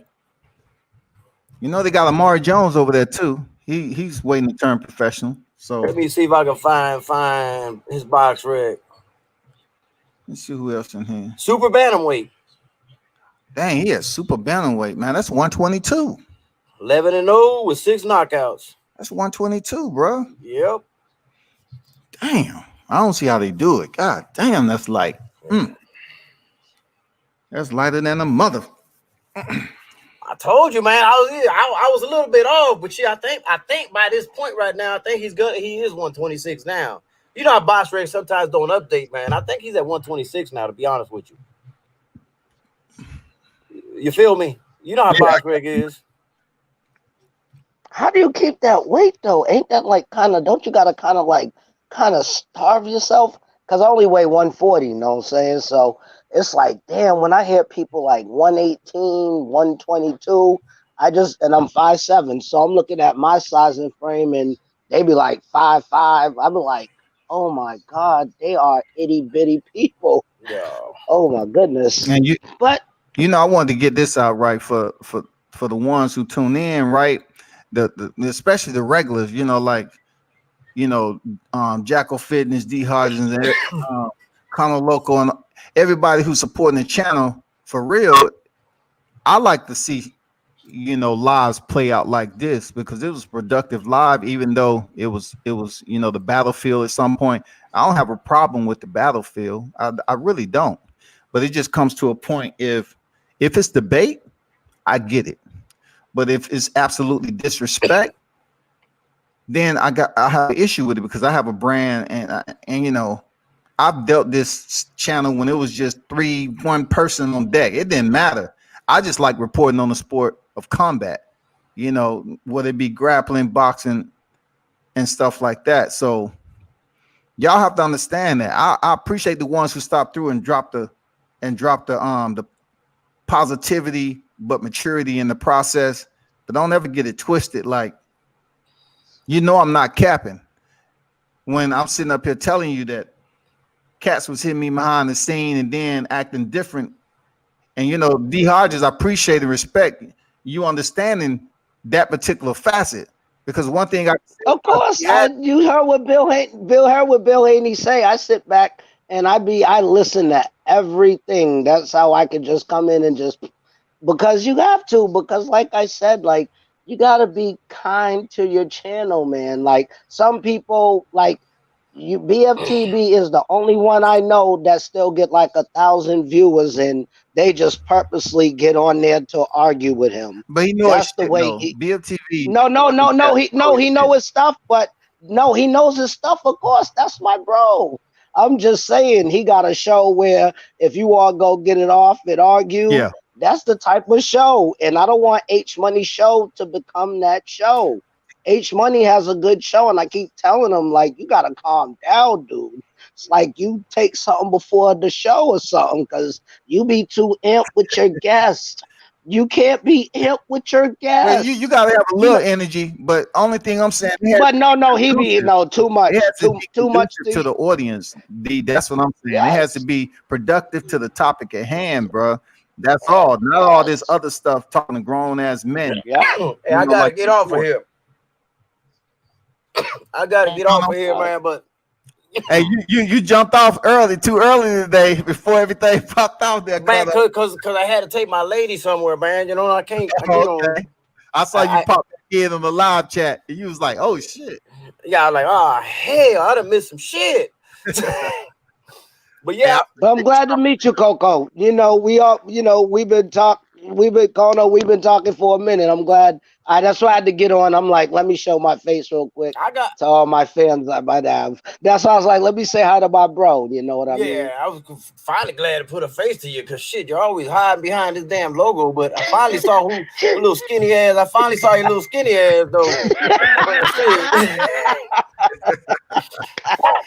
I had a ball. I had a ball today though. Well, yeah, I'm gonna work on doing more lives myself. I don't go live like H Money and World Combat Sports do, but I'm gonna try to plan another one again and try to get World Combat Sports over there. So he could be kind of conversating with him or something, man. Maybe open up something a good dialogue or something. Yeah, that was my fault today. I didn't know you was gonna be on for 10 minutes, man. Man, it's all Man, You man, know, after 10 minutes when nobody joined the panel, I said, shit, I'm gonna Cuz I cut was this off gone, right goddamn now, it. bro. See, I'm out. Hell yeah. I start running out of things to say, boy. I got to go. I feel you, man. Now I know, man. Now I know. But hey, I'll take care of everybody. Yeah, for sure. All Take care, man. Salute to you. right. Last of the Mohegans. How long you staying off for, my G? I never. Oh, a 3-hour show. This been a good show, and you had a couple of guest I stars. mean, Oh that's yes, actually light, man. I've been on here for 4 hours, before. It's easy when you're talking about something productive, when you got good of course you do. people to talk, but you know, And I bet you, I swear to God, how many people tuned in once? You're pretty sure once they said Bill Haney was here, I'm pretty sure people started coming in. yeah, Bill, a real dude, man. I respect how he moved. I do too, dog. He is so cool, though. Know what I'm saying? He is like really him and Batman, though. They really, they really like their That kind of amplified. changed the game a little bit, when it comes to self promotion. Them two getting on here debating the amount of hours that they did, and seeing both of them put in that work and trying to come to a commonality, a midpoint, so they both can try to make this fight happen. That's respectful. That's what you do, man. Like that shit is hard work. He's a promoter. He's up here trying to bring up one of the stars in the sport, which happened to be his son. So that's double duty. You know what I'm saying? That's shit double Oh yeah. duty. Well, yes, definitely. That's a fact. Oh yeah, just yeah. That's what I said. Like I don't know. It's like I don't. I hate when people yell. Like sometimes I really want to tell people shut the and stop yelling. Like stop yelling. Like why do you need to get your point across with yelling? I could say in this tone, hey yo, well combat, dude. I don't like the way you've been talking lately, dog. Yo, real talk. You've been talking greasy, dog. I don't like that and you get your point across and a person's listening. But as soon as you go, and I learned this from my 40-year life experience, as soon as I go, or somebody do it to me, oh, my hearing instantly shuts off. I don't, my dog, as soon as you yell, oh, my hearing shuts off. I do not want to hear what you got to say. And that's why you see every channel I go to, D. Hodges is the man. And you just don't yell at people. Yeah. That's all. And you're not going to yell at another grown man. And I don't understand why grown men do that to each other. Why are you yelling at this? And sometimes people be yelling at people that's older than them. I'm like, I'm 40, so back in my day, you had to respect your elders. You know what I'm saying? But this new generation, they have no respect for the older people. I don't go around here looking for, respect the elders. It's just respect in general, period. You know what I'm saying? They always say respect is not given, it's earned. And it comes down to that, man. It's all about how you move in life. You don't allow someone to continue to step on your neck and think it's okay for that to be a stumping point as they're, moving forward. You can't allow that to continue to happen. Them using you as a step over or using you as a person that's beneath their foot. So that would be the stepping stone, like in boxing. Like I'm making an analogy, like so, like a stepping stone. I'm a step on him to get up on another stone. No, not really. I'm using in a sense where people just they step on somebody just out of discontent, animus, maliciousness, and stuff like that. In boxing, somebody is attempting to use you as a stepping stone. They don't really know if you can be that unless you allow them and you provide them their weakness. If you don't provide them that weakness, they can't step on you. You know what I'm saying? So They sure can. in person, if they want to step on They you and sure you allow it to can. happen, cool. Hey, Jackal Fitness, you still here, man? Yeah.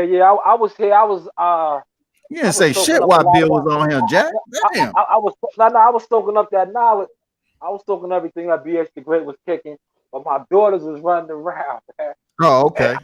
I didn't. I got my head. See? But see, I told you, World Combat. That's the best thing you do. You see me. I sit back and I listen. I listen for a whole hour before I'll chime in. But when I chime in, I have all bung, credible facts and all that. Because when you just jump on and just start talking reckless, people don't want to listen to you. I was just That's why people listen. That's why people listen to me, not just show, but like me as just like a guest. People listen to me because you gotta get on and just be yourself. And I'm telling you, don't call people bad words. Not you, but why are you gonna call me a bitch, pussy, faggot though? Like, and I'm on your show. I know H Money ain't never called you that though. He never disrespected you that bad. I can say that because I'm on every show. But it's like you don't like talk to your guests in a bad way. You pussy nigga. Don't call in like, oh no. And I just be trying to correct things, but I do it in a small. I got people look at me crazy if I kept on letting the cat disrespect me like that for no reason. I know they did. I know they was. Dropping I was stuff on my inbox talking about, man, what you doing? Like, why are you even doing it? nigga, how many, go look at your inboxes. I sent you a message or two, like, damn, why is he illing on you? Like, for And then what I respect, Jackal Fitness, man, from the first time I met them cats, they solid cats, man. They solid brothers, always, consider them cats family because they ain't never tripped. And those are the first individuals that I went that introduced me to the Russell family anyway. You know what I'm saying?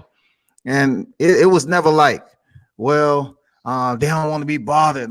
It was just like, yeah, there goes so-and-so right there. And they was doing an interview. Okay, you get an interview with Antoine. Antoine was the first of the Russell brothers for me to get an interview. That's the one at 140, Junior welterweight. Polo, Swan. Yeah, Polo. Yeah. So and then D Hodges, I have to say, I done heard you check motherfuckers. I do. That's why I know, you ain't a chump. You ain't just sitting over here, what they say, clout check. I done heard people talk to you reckless and then you check their ass. You know what I'm saying?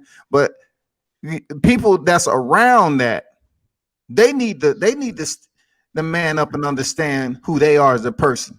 Because if I'm not on the one channel no more and you don't come over here and fuck with me on my channel, I still consider you that guy that don't even respect yourself because you basically stand around what your comfort zone is. You ain't willing. You ain't a leader. Believe me. Hey, listen, I'm not. You see how many wrenches I got?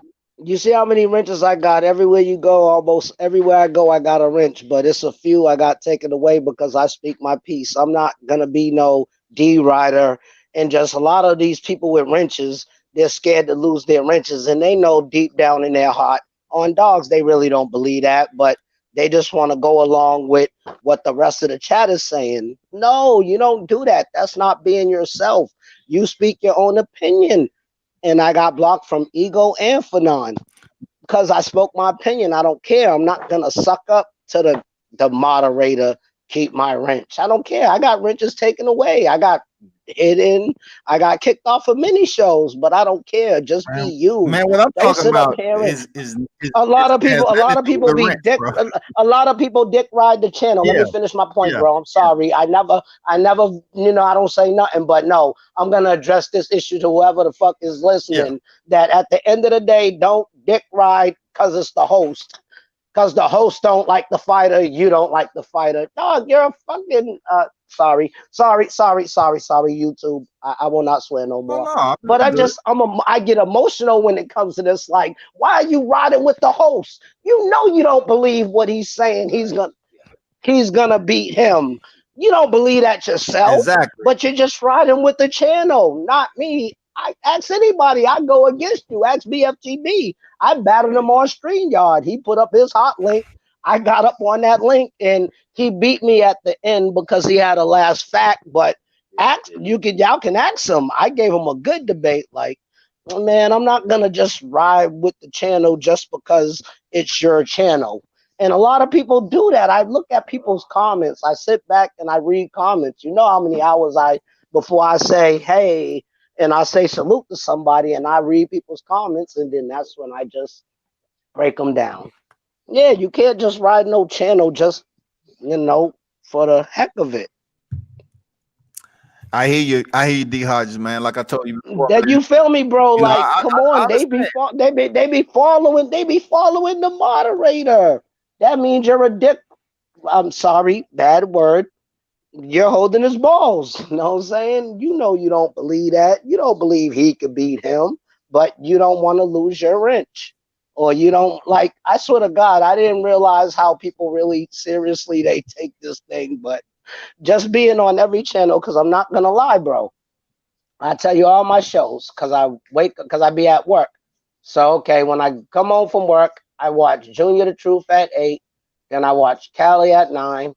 I skip Fanon because I'm like, me and ain't cool. But I skip him and then I wait and then I go to Trill and then I chill again and then I wait and then that's when I go to Blue Blood and then that's when I go to BFTB and then that's when I just keep going and I just sit back and chill and listen and it's the point. I gotta call people out when they're talking stupid.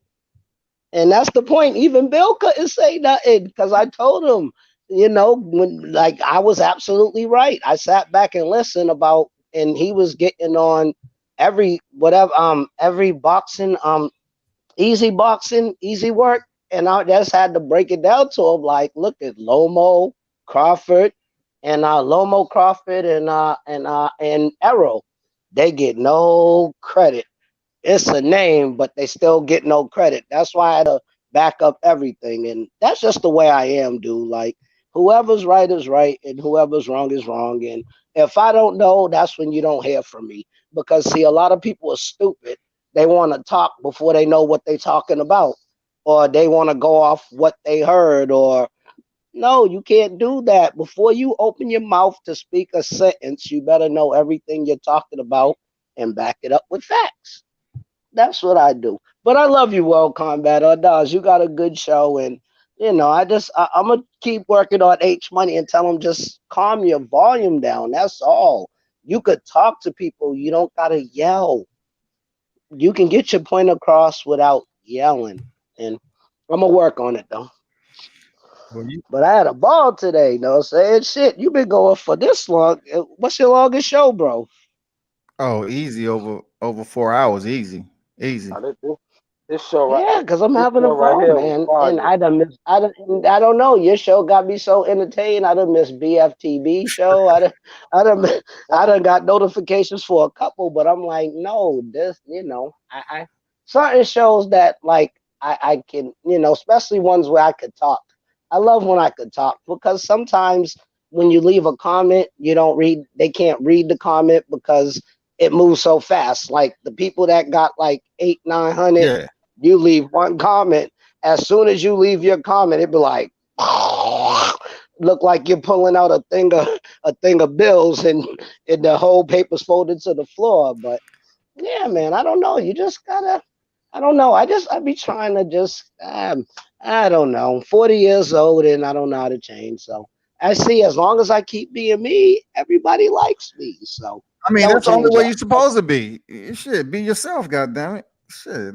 Because some people change. I don't watch some changes. But see, I can The understand being more yourself when it don't affect other people negatively. You know what I'm other saying? people, yeah. If it don't affect other people in a negative light, cool, I get it. But being yourself when you are intrusive, it's not something that I never conform to. You know what I'm saying? No, never, ever. You have to be yourself because see, I learned that, and I tried to be somebody I wasn't, but that was about over 20 years ago. That's when I was younger. But I learned just be yourself. If you be yourself, you can be a good or a bad person. Just be yourself. And ever since I followed that theory for the past 20 plus years, I just be myself, man. You can't try to you're not the toughest and you're really not, or the coolest and you're really not, and all that. You know what I mean? That don't work. Just be yourself. Either a person's gonna like you or not. That's it. I don't care if you like me. I don't care. You cannot like me. I know you do, but I don't care. You're not liking me is not affecting my life. And that's the problem. A lot of people want to be liked. For real. A lot of people go out their way to be liked, and this is just on some life shit. People go out their way to be liked. They want the flyest shoes, the best hair, the biggest chain, the best car, the biggest house, and all that. And then they end up sometimes can't come to live up to their cost of living, and now they gotta sell it. It's like, when you get all them Jews and then you fall off, and now you gotta go to the pawn shop and pawn them, and then when you come back up, you gotta go buy them out the pawn shop again. Like, oh man, I swear to God, it's just life is so crazy, man, and it's just the point that you gotta just it's hard to explain to people. It's hard to put in words, but you feel what I'm saying, World Combat. Yeah, You feel me, right, I bro? got you. Yeah, it's hard to and plus I'm drunk right now and I've been smoking, so the brain is still working, but this is slowed down a little bit. D But D Hodges, yeah, but all I got D to Hodges say this always let us know he either smoking weed or drinking. because I mean, if I say a stupid statement, I was drunk or high. Yeah. Hey, what you had to say, you Jackal? always Now I was you always saying, put that in there, man. I said that because I was drunk. You know what I'm saying? But no, but like real talk, like it's society's just crazy, and I don't know. I'm still trying to figure it out. You know what I mean? And I don't think we will ever figure it out because it changes every single day. So I got all I do is adapt. That's all I tell people. All you could do is to adapt to the times. you. Hey, I what stop talking too much. Y'all can talk. Sorry. I was gonna say, yo, your show was crazy today. I was, you got two ears, two eyes for a reason. I was soaking up the knowledge. The Queen was kicking. I put the phone down. I came back. I seen you had BH the Great in here. You know, whatever's going on in my household with my little daughters running around, I just muted the mic, and I was just soaking up the game, man. I was soaking up the knowledge that Bill was kicking. The Queen was kicking. That y'all was kicking. So that's pretty much why I didn't really say nothing. But it was this is one of your best shows. I'm one of your biggest fans, World Combat. I tune in and tap in all the time. This show right here, like I tell you, when I came back on and I seen you had BH the Great was on, he was going in, he was spitting that game. I said, yeah. oh man, World Combat got it wide open right now. I wanted to jump in, but I said, you know what? Like I just said, you have two eyes and two ears for a reason. Sometimes it's good to just listen and observe. You know? I just soaked it all in.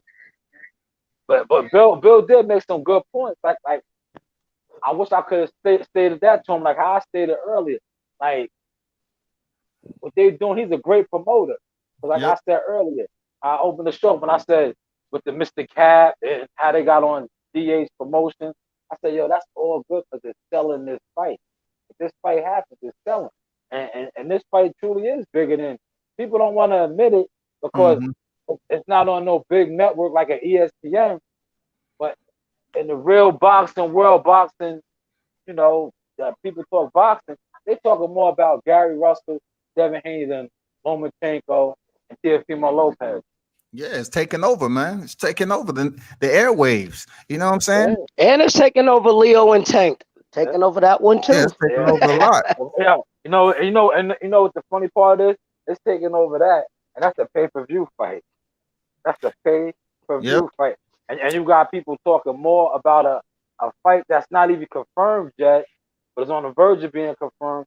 But people are more hyped over a fight that's not confirmed, that's on the verge of being confirmed on the so-called app. Talk Feel to me? him, man. Spit it. On the so-called app, but people, it's more buzz over a fight on a so-called app that's failing, that's going in bankruptcy, than a pay-per-view that's you know about a month away now. It's more hype on that, and not taking nothing away from the Tank Leo Santa Cruz fight. It's just people want to see good fights, man. And Devin Haney and Gary Russell have potential to be a good fight. Two champions, it has potential, man. Two WBC champions of that. Yeah, yeah. Two You know what it is too. I think you talked about that earlier. World Combat. This is two of our people, two brothers. Yep. Normally, it's always not on the race card and none of that. Normally, it's the black fighter fighting a Latino fighter, black fighter fighting a European fighter. You got two brothers. You know what I'm saying? Two.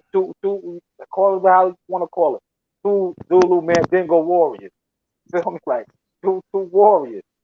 So you got that hype, man. Like I said, we ain't seen two brothers fight like this in a while. You know, I was trying to think the last time we seen it might have been Zab Judah Mayweather.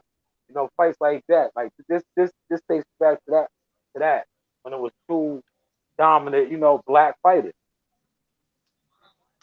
Hey man, you ain't never lied, man. I appreciate your thoughts and everything, your words.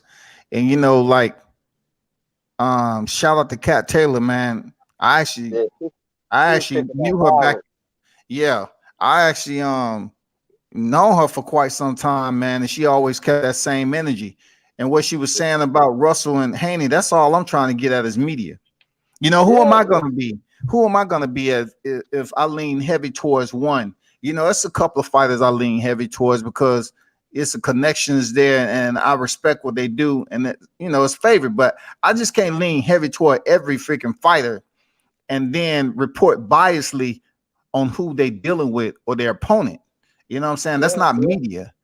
Everybody's not yeah, going to like it, but I can't sit up here and say, okay, all of a sudden Gary Russell is important news, but yet before that, I was dogging the fuck out. yeah. You know what I'm saying? Saying he ain't did shit. He ain't never gonna be shit. I can't say, well, when it come to Haney, I got a dog Haney out so I can support Russell. That's not the way it's supposed to be, man. You're supposed to be able to intelligently critique these fighters and put out content for the viewing audience so they can take their bits and pieces, man. That's why I said earlier in the show, I said it's on us. It's important on us, regardless who wins this fight. But I told you what they're going to try to do. Whether Devin wins or Gary wins, they're going to try to taint their victory. And it's on us, being the media, the unbiased media, the people carrying the sport, to kill that narrative off instantly once they try that. Once they try that, because like I said earlier in the show, whoever wins, these are both two fighters that nobody wanted to fight. So they had to fight each Nobody. other. They had to Yep. fight each other. So you can't discredit neither one of them, whoever comes out victorious. So if he's too small or he was too green, nah, kill that noise. These two brothers put it on the line to fight each other. Not throwing no shots at Tank. Devin wanted to get on Tank's ass, never fought him. Gary wanted to get on Tank's ass, never fought him. Devin wanted to get on Lomachenko's ass. Lomo never fought him. Gary wanted to get on Lomo's ass. He ran from him. So you can't take nothing away from either one of these brothers if they do square off and whoever comes out victorious. It's because these two brothers willing to put it on the line. That's why I said World Combat. It's up to guys like us keep that torch burning. Whenever whoever comes out victorious, because that narrative is going to start getting played out there. Oh, yo, Gary was too small. Oh, Devin, he was green. He didn't never fought no. Nah, kill that noise. These both Yeah, are that's two what I was elite saying, warriors. Jackal. Hey, I don't mean to interrupt, but man, I want to just talk on, kind of intervene on that talking point because I was watching the video, and I just felt like the interviewer of Fight Hype kept on mentioning size, man. Yeah, yeah. And like, what are you here to do? You in the camp, you in Devin Haney's camp, you have the access to interview. Why don't you try your best to hype the fight up, man? Now that it's closer to being signed, why are you putting all these distractors? You know what I'm saying? Why are you putting all these dang what they call that when They, you they was putting they was they was throwing salt into the game. Like, yeah, come you on, put man. negative fillers into the Yeah, conversation. Well, what do you think him moving up from featherweight to lightweight? Man, why don't you think about, what the advantages is going to be and disadvantages? How the fighters, what possibly this fight, what will it rank in the boxing history, amongst lightweights and some of the best fights stylistically that matches up. You know what I mean? It's so much positivity to both of these fighters because they want to fight. Uh, They ain't cowards. You can't call them pussies. They want to fight. They want to go in there and get it. they both dare to be great. You know, two champions fighting each other. You don't see that nowadays. You just not, Oh, you don't you see it, just man. not, And you you just don't not see see it. motherfuckers just living discipline. They discipline to the game. These two cats discipline, bro. That's my respect. You discipline to the game. You know what your responsibility is to be great. You know damn well, people looking at you. So representing themselves and their brand, man, they out here not smoking or drinking. They in the gym. They stand, you know, Dedicated to their craft. yeah, they stand dedicated True, to the craft, dialed in, everything. true professionals. They not pulling up to the fight, missing weight. They not pulling up to weigh-ins 3 hours late. Being professional. Yeah, Professional they can fight. come down here to Atlanta where Professional we don't have big firefighter. fights. You're right about that, man. Yeah, I mean, Yeah, I know.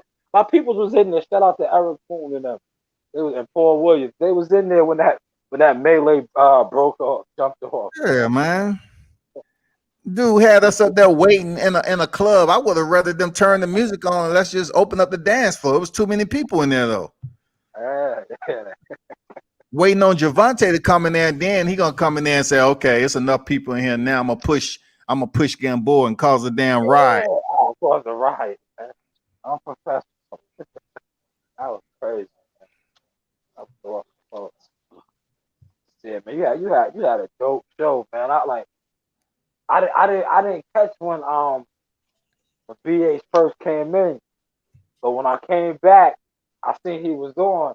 He was tearing homeboy up. Right? Um, I had the mic on mute in and out off of mute, but I seen him going at homeboy. I didn't know what was going on. I just sat back and just soaked everything up. But I was listening to a lot of stuff that he was saying. Like he is a good. I've been to. And shout out to Darren Cunningham, EC3.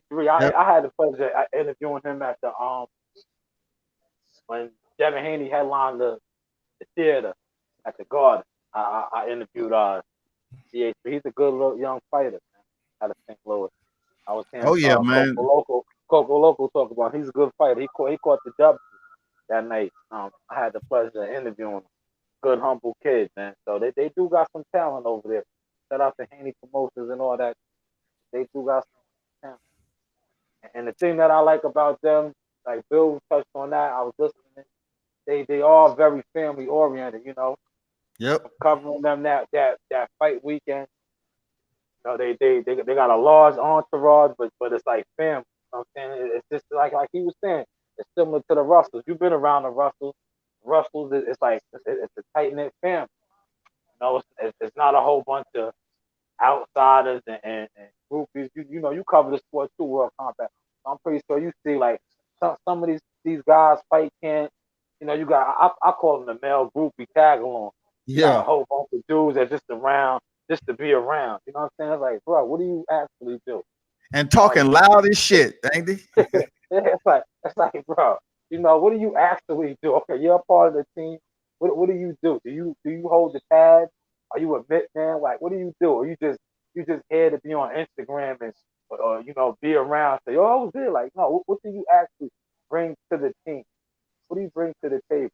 But it's a lot. Like I can honestly say, covering Devin, covering the Russells, people that surround them is a part of their team. They bringing something to the table. They don't have tag along. I'm not gonna name no fighters. But a lot of fighters do. Shout out to Wilder. Wilder got a tight knit team too. I'm not gonna name none of the fighters that I covered that their teams ain't they got a lot of tag along. I'm gonna just say. I get where you coming from with that, man. For real. I absolutely know where you coming from. They got a lot of tag alongs. I'm gonna just throw one story out there. The tag along dudes, you be thinking they somebody in the camp. You know about this. Like you be on the ground floor trying to get an interview, so you see a certain person thinking, oh, maybe this dude's with the team. Can you tell such and such? I like to talk to them, interview them. I'm such and such, Jack of Fitness. I do this.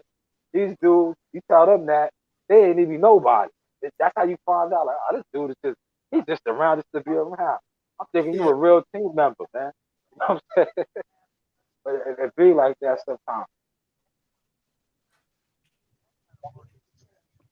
But I Yep. just, I can't wait till we hook up again and we get the live events again, man. Because I was looking at, I was gonna post it today. I still got time to post it on my Instagram for Throwback Thursday. When we covered the Shakur Stevenson fight, and we did the round table, Yeah. the round table podcast in Newark, man. I was gonna post that picture today on my Instagram because I was talking to June a little earlier. I was like, yo, man, we've been doing some stuff, man. It's been a while, man. I was like, man, I was telling him how I be getting in with you all the time. I was like, yo, I be talking with Scotty a lot now, man. I was like, yo, remember we met that brother at the at the Wilder Brazil fight. That was our first time hooking up. When he was putting me on to the watermark then. And then we hooked up at the Shakur fight in Newark. The rest is history, man. Like I said, you always been a stand up solid dude, man. You know, and I appreciate the game that you give me. You know, you a straight shooter. I guess that's the military. And, I got family members that was military men, and pretty much that I see that in you. You said you was in the Corps, the Marine Corps. My cousin Johnson, he was in the Navy, a career Navy man, and I see a lot of like what he does in you. You know what I'm saying? Vice versa. So I guess that's why our vibe, our energy, kicked off the way it kicked off. Yeah. It's And all then it's you all work, love, man. It's all love and respect. Real yeah, talk. 'Cause and then you work out. You a beast too. See, a lot of people don't know that about World Combat, man. World Combat is a calisthenic master too, but people don't know that, man. They don't know that, man. World Combat is a calisthenic master too, man. People don't really be knowing all that, man. They thinking you just some like a reporter beat writer, man. World Combat is a calisthenic master, man. pre- Hey, Jay, whatever. Jackal, put your thing. I don't know if because I'll subscribe to you. Like when you get off, put it in the thing, and I go click your link, and I'll sub to you if I'm not. Okay, I see you got a channel, so yeah, no doubt. like I can't do it from here, but like when we get off, put it in the chat, and I'll go click the link. No doubt. I Come appreciate sub that, bro. to you. You Appreciate that. already. Yeah, love is love. I appreciate that, man. All right, World Combat. I done been here for a minute. I love you, bro, and I know I'm gonna see you again on whoever show is next. yeah, I for sure, love man. I you, love big you. Hey, guy. man, thanks for stopping in, man. Stay safe out there, D Hodges, man. Always welcome, bro. Oh Appreciate yeah, I got a night off, so I'm really gonna sit up here and enjoy all the shows. I don't gotta work tonight, so Yeah, I'm gonna enjoy it. I love y'all. Love you too. Jackal Fitness and LDB. Salute to my family. Love definitely, y'all. you. All right, definitely. man. How you be Appreciate good? you. Salute. More combo, you doing your thing, big Scotty. You doing Yeah, your man. thing, man. It was one of those. I like to let situations play themselves out, especially in this media game like today. Shout out to Yeah, Cat Taylor for stopping through. Bill Haney, Easy Work Boxing. I didn't know the two brothers. I mean, I didn't know they. That's the first time that brother ever been on my channel. So everything started linking up. And shit, Bill came in, guns are blazing. You know what I'm saying? yeah. He Bill ain't was he, on his he ass. about that. He about that work. He ain't gonna back down. He about that work. But see, Yeah, that's what I respect. yeah. Go ahead. I When had he, my phone muted. And when I came in, I was like, "Yo, Bill, tear him up. What the hell happened?" I was just, yeah, but I, when he was up there debating with Batman about the business, though, it was different. It was being receptive. oh, That's maturity. You know what I'm saying? Like that's how he understands what position he's in, and he fully grasps where he needs to be. yeah, He fully grasps what position he's playing and how to shift gears when he need to. But today he was on a whole nother level. He said, "Yeah, I come in BH the great, and that's what you're going to get." I mean, I get it. That's just how I understand. That's the way I move. Like I'm not gonna go ahead and be a knucklehead and be rah rah rah and all the time. It's no need for that shit. It's no need, man. How your CMOS business going, man? Oh yeah, I'll be doing my numbers. I'll be trying to keep it low key, man, because you know how the haters be, man. You know how the haters be. But I'll be moving my I got a nice little clientele flow, man, right now. Okay. Now I just started it, truthfully, because all those crazy hours we was working through that storm. I really couldn't, because I was working like 14-hour days up until like last week. Last week God we dang, finally 14. yeah, I remember those 14, days. I remember yeah, those days, bro. 14-hour days doing that storm cleanup. So it finally, slowed down last Tuesday. And that's when I started really, going hard with the Seymour. I had it on deck for a while, but I just didn't have the time because it's the process. You gotta soak it, clean it, you know, So draw it you up. got so explain it to me. Okay, so I you gotta soak the sea moss in what? Yeah, and water. You gotta, because it comes it has salt, sand, all that on it. Oh, It's for from real? the I ain't sea. never Yeah, heard. I yeah, ain't never really heard of sea moss until recently. I ain't gonna lie. yeah. Got 92 minerals. The 102 minerals body needs. So then you gotta soak it, clean it, because it has all the elements on it. The sand, salt, Damn. and all that. Yeah, you soak it for about 10 to 12 hours. Clean it off, do another final rinse. Then you throw it in the blender and turn it into a gel. Okay. Then you can sell the gel. You can put the gel in your smoothie and soup, whatever, oatmeal, however you wanna rock it. But see, I started selling the drinks because I would always make the drink, and people would come over here when I entertain or whatever, and dudes used to be like, "Yo, man, that's good," and then I would tell them like, "Yo, that got sea moss in it." Normal people that normally would be like, "Oh, sea moss is nasty," because if you never really had it, you tried it, it got an acquired taste. Some people can't really handle it, but they would always love the smoothies I would make, and I was telling them like, "Yo, that got sea moss, man. That's good for you, for your immune system and all that." Sure enough, I started selling them now. I started selling. I'm coming for tropical smoothie, man. I'm on your head. The other smoothie companies and all that. I'm coming for y'all. I'm on my master P. I'm waiting for one of these big corporations to pick up my recipe. I hear you, man. Hold on for a second there, Jack. Hold on for a minute, man. All right.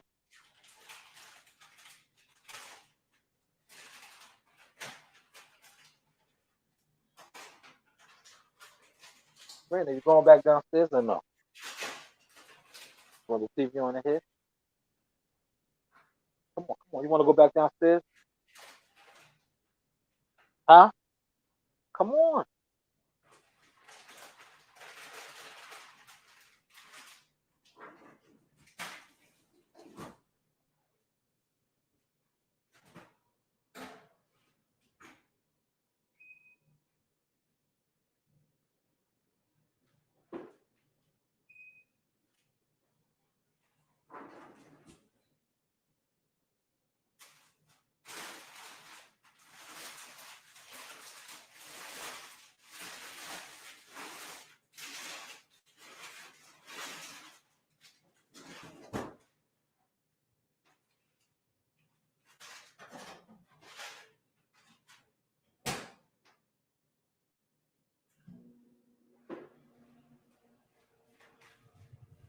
All right, cool.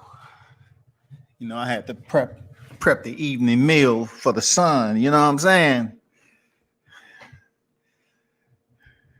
I was doing a little bit of all of that. Then I Yeah, had then I had then I had my daughters in here fighting. They at that age now, 7 and 4. They began to play a little cat fight. yeah. You know how it is, man. Unfortunately, I wish, man, I was doing. If I had it all over to do again, man, I would have had like 8. That's a big thing. So, Because you bound to get a little bit more camaraderie out of a lot. rather than few. You know, Yeah. you have just three, and they spread out. You don't have that. You don't have that camaraderie, man. You don't have that bond that you expect out of a family, bro. Yeah, you want a little tribe. I know. You want a little tribe. Yeah, That's how my mother was. My mother had 8 brothers and sisters. So big family, real big. man. It was productive. Live. I'm not gonna lie. It's one of those live that material. I mean, it was one of those streams that materialized the right way, and that's all that I want. You know what I'm saying? Like, I want it to materialize. If it's planned and you can have the right people on here, cool. But sometimes what you don't plan for end up being the best. And that Yeah, was no, that's what happened today. It was all good. it was solid. I'm gonna tell you, my personal opinion, it was solid. I've been getting on these panels now, and you had one of the hottest promoters on your panel today. You had a Russell family member on your panel today, both with extremely high boxing IQs and boxing knowledge and boxing history.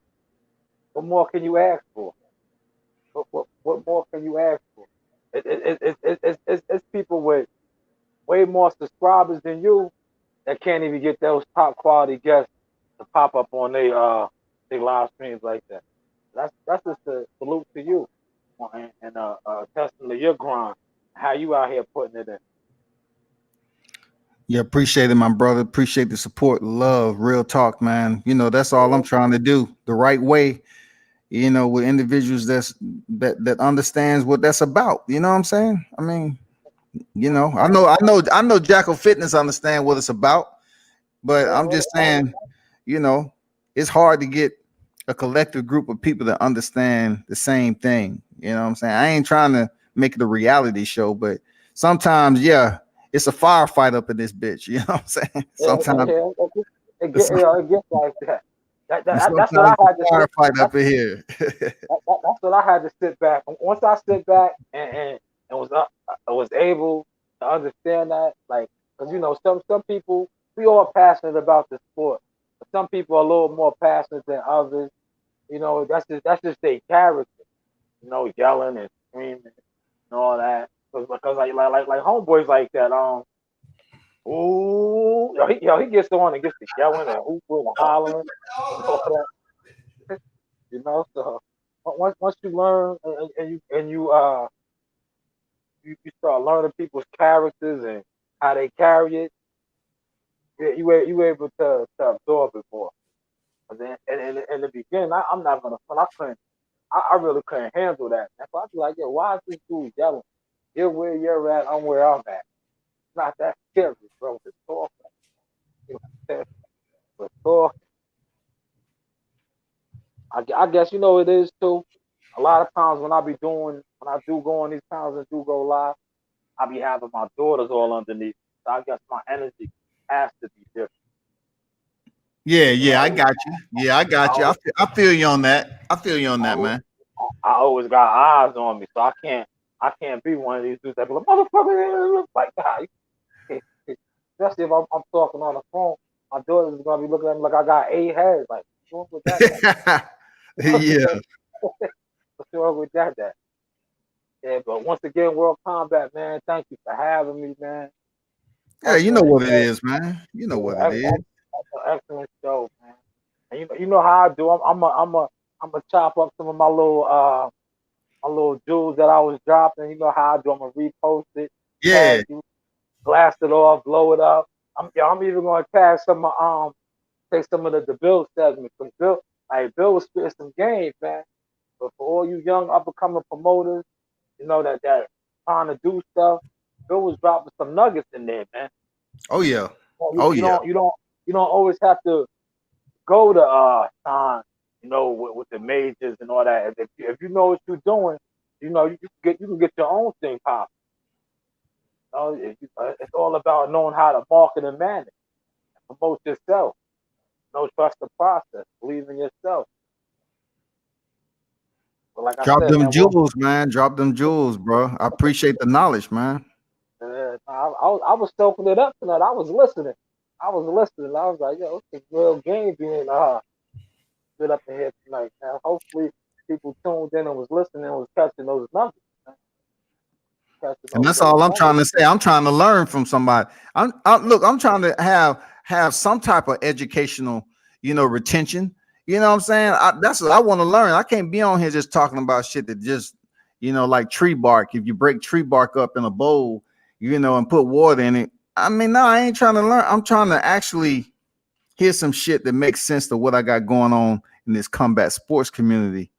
And yeah, lives like this and talking to people like that was on today, man.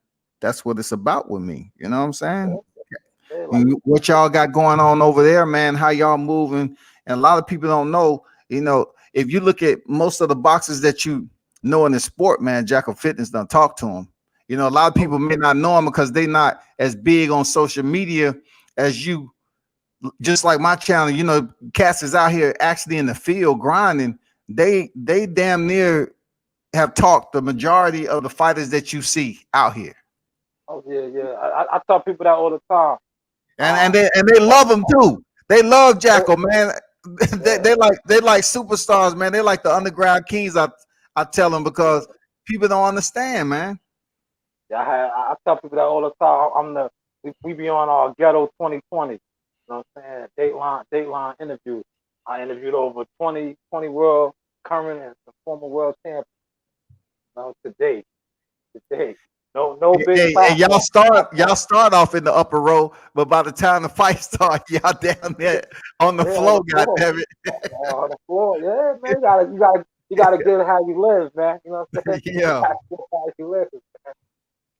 Gotta get it how that's you all I'm live. trying to say, man. They don't know, dog. Your energy attracts energy.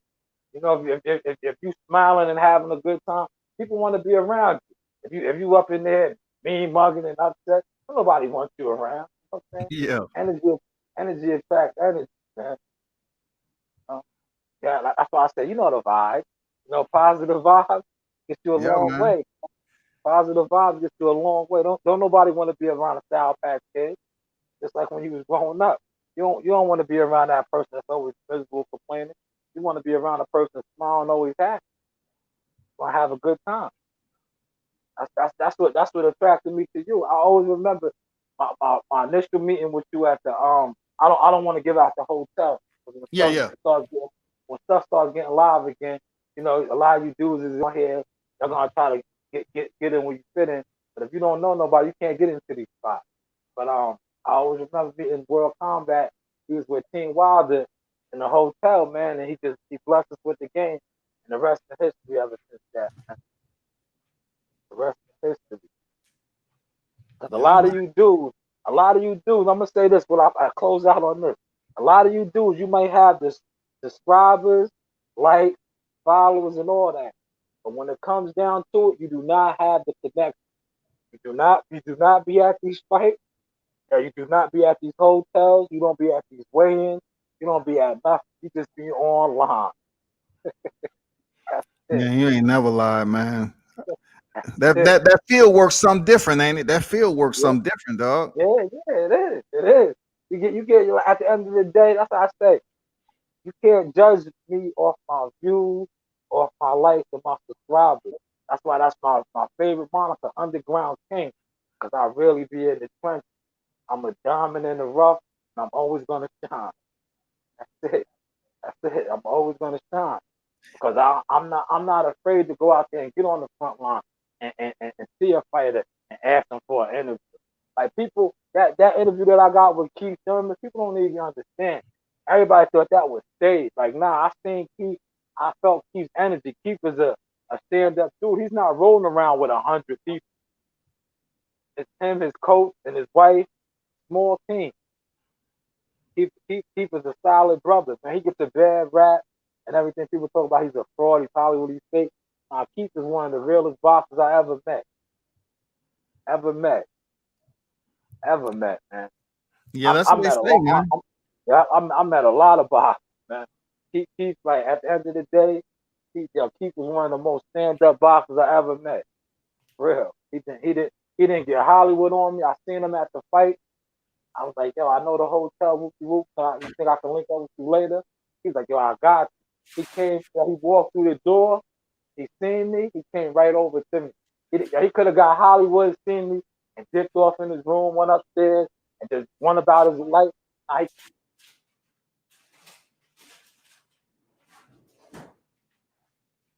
Yeah, I have yet to meet him, man, but I remember you telling me that story about him. You know? Hello?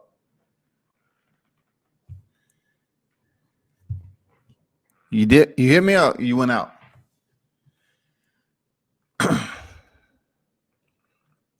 I think you went out or what have you.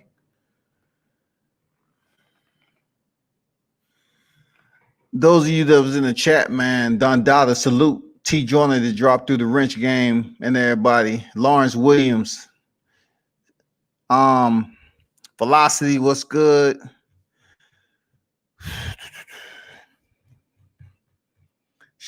Shout out to Easy Work Boxing that dropped through earlier. Alexander. I think that's D. Hodges. Salute to you.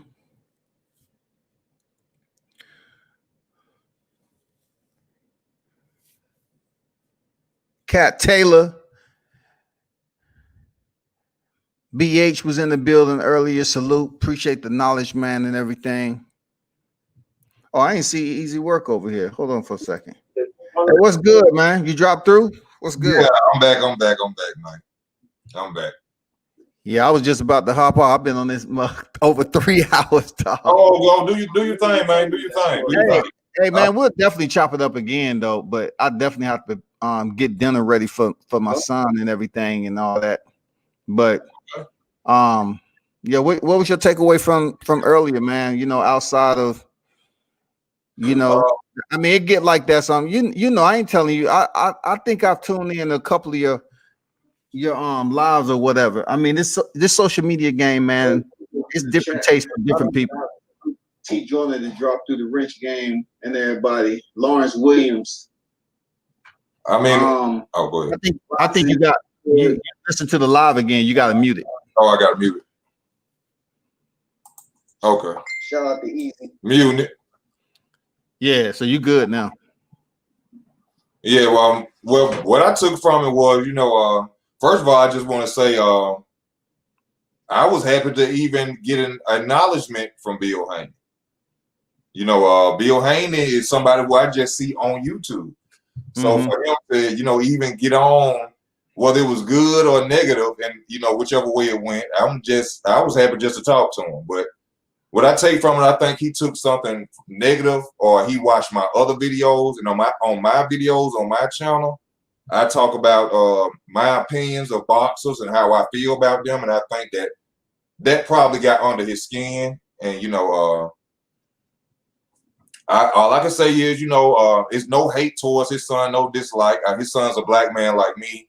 I don't have anything against light-skinned dudes. And I just wish his son success. But when it comes down to the sport that I love, I made my channel to criticize and talk about what's going on in boxing. I didn't make my channel. That makes sense, because I didn't know the energy that was going on. So probably he has some, you know, he's been watching, man. Bill watch a lot of channels, man.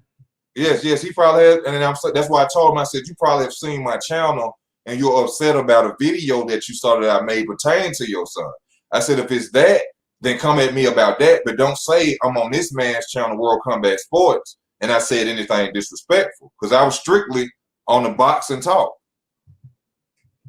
You know, so I don't know where he came from. So I knew, you notice when he got on the platform, he automatically said, oh, Easy Work Boxing.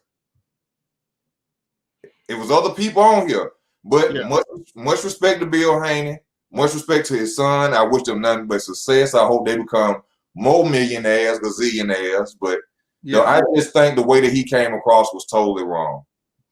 But much respect to him. You know, I ain't mad at him. You know, you defending your son. Anybody say something about your son, you're going to feel uptight. So I can respect it, but I just felt like he was a little wrong.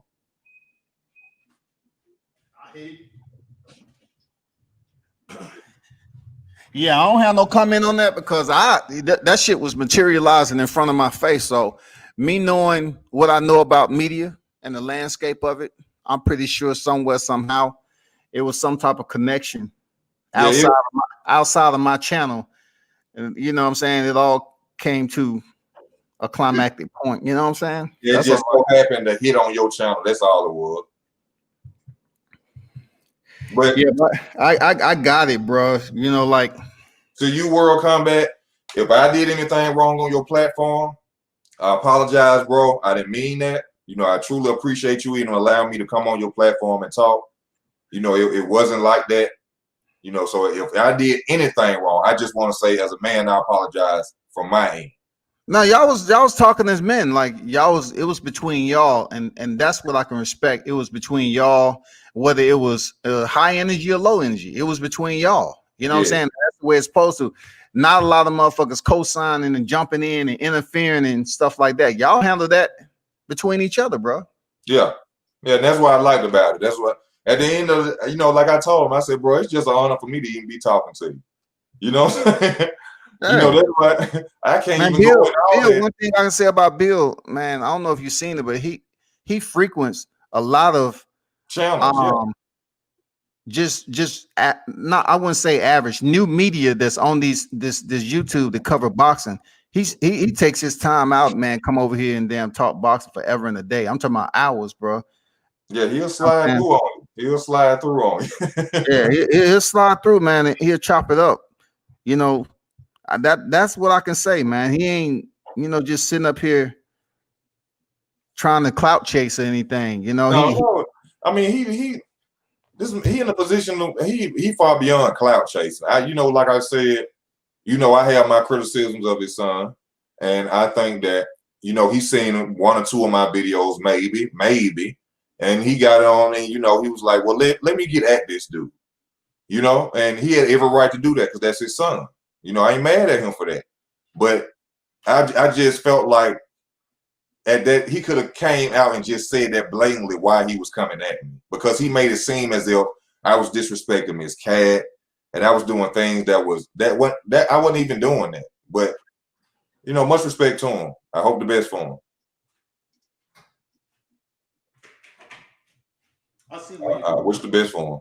But I wasn't disrespecting his cat, or I ain't say nothing about light-skinned dudes, and I was joking with him, but he took it to another level, and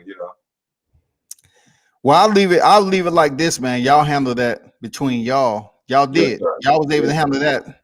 So it's not something that myself that I'm gonna come in on because it wasn't even my issue. Yes, sir. I understand. We It just happened to be on my channel. I was like, man, this playing out. I kind of figured something. I don't know, man. Oh, you finna be hot. Oh no, for me, man, I like the passion of covering combat sports, man. Real talk. Look at all my other shit, man. I don't have that many views, but I've interviewed a lot of fighters. I mean, bro, I get a lot of my views from stuff when I talk about other stuff than boxing. Yeah. That's where I get my views from, for real. You know what I'm saying? Because the algorithm stops me from pushing my boxing videos out. Oh, okay. I do it for the love. I don't get that many views on boxing. I get close to 300-400. You know what I'm saying? Something like that. They'll probably go out every now and then, but I do it because I've been watching this since I was a kid. My father used to pay for fight parties. I just fell in love with it. Yeah, I talk boxing and mixed martial arts, man. So that's probably one of the primary reasons why people tune in every now and then, because I have to talk about the mixed martial arts aspect, grappling and all that. I'm very fascinated about that sport in general, but people want you to just be a boxing channel. People just want you to be a mixed martial arts channel. True. That's it. Yeah. Well, you know but I'm gonna get ready to get off, man. I just had to come back on, man, and I like I said, I appreciate you for allowing me on your platform, man, and I wish you the best and success in your channel as well, man. Hey, the same to you, man. Real talk. The same to you, man. Keep on doing what you do, and like I said, man, I'll definitely try to stop through when I can. And you always welcome, man. Pull up whenever. Anytime, man. Anytime. All right. Salute to you, bro. All right, man. Yep.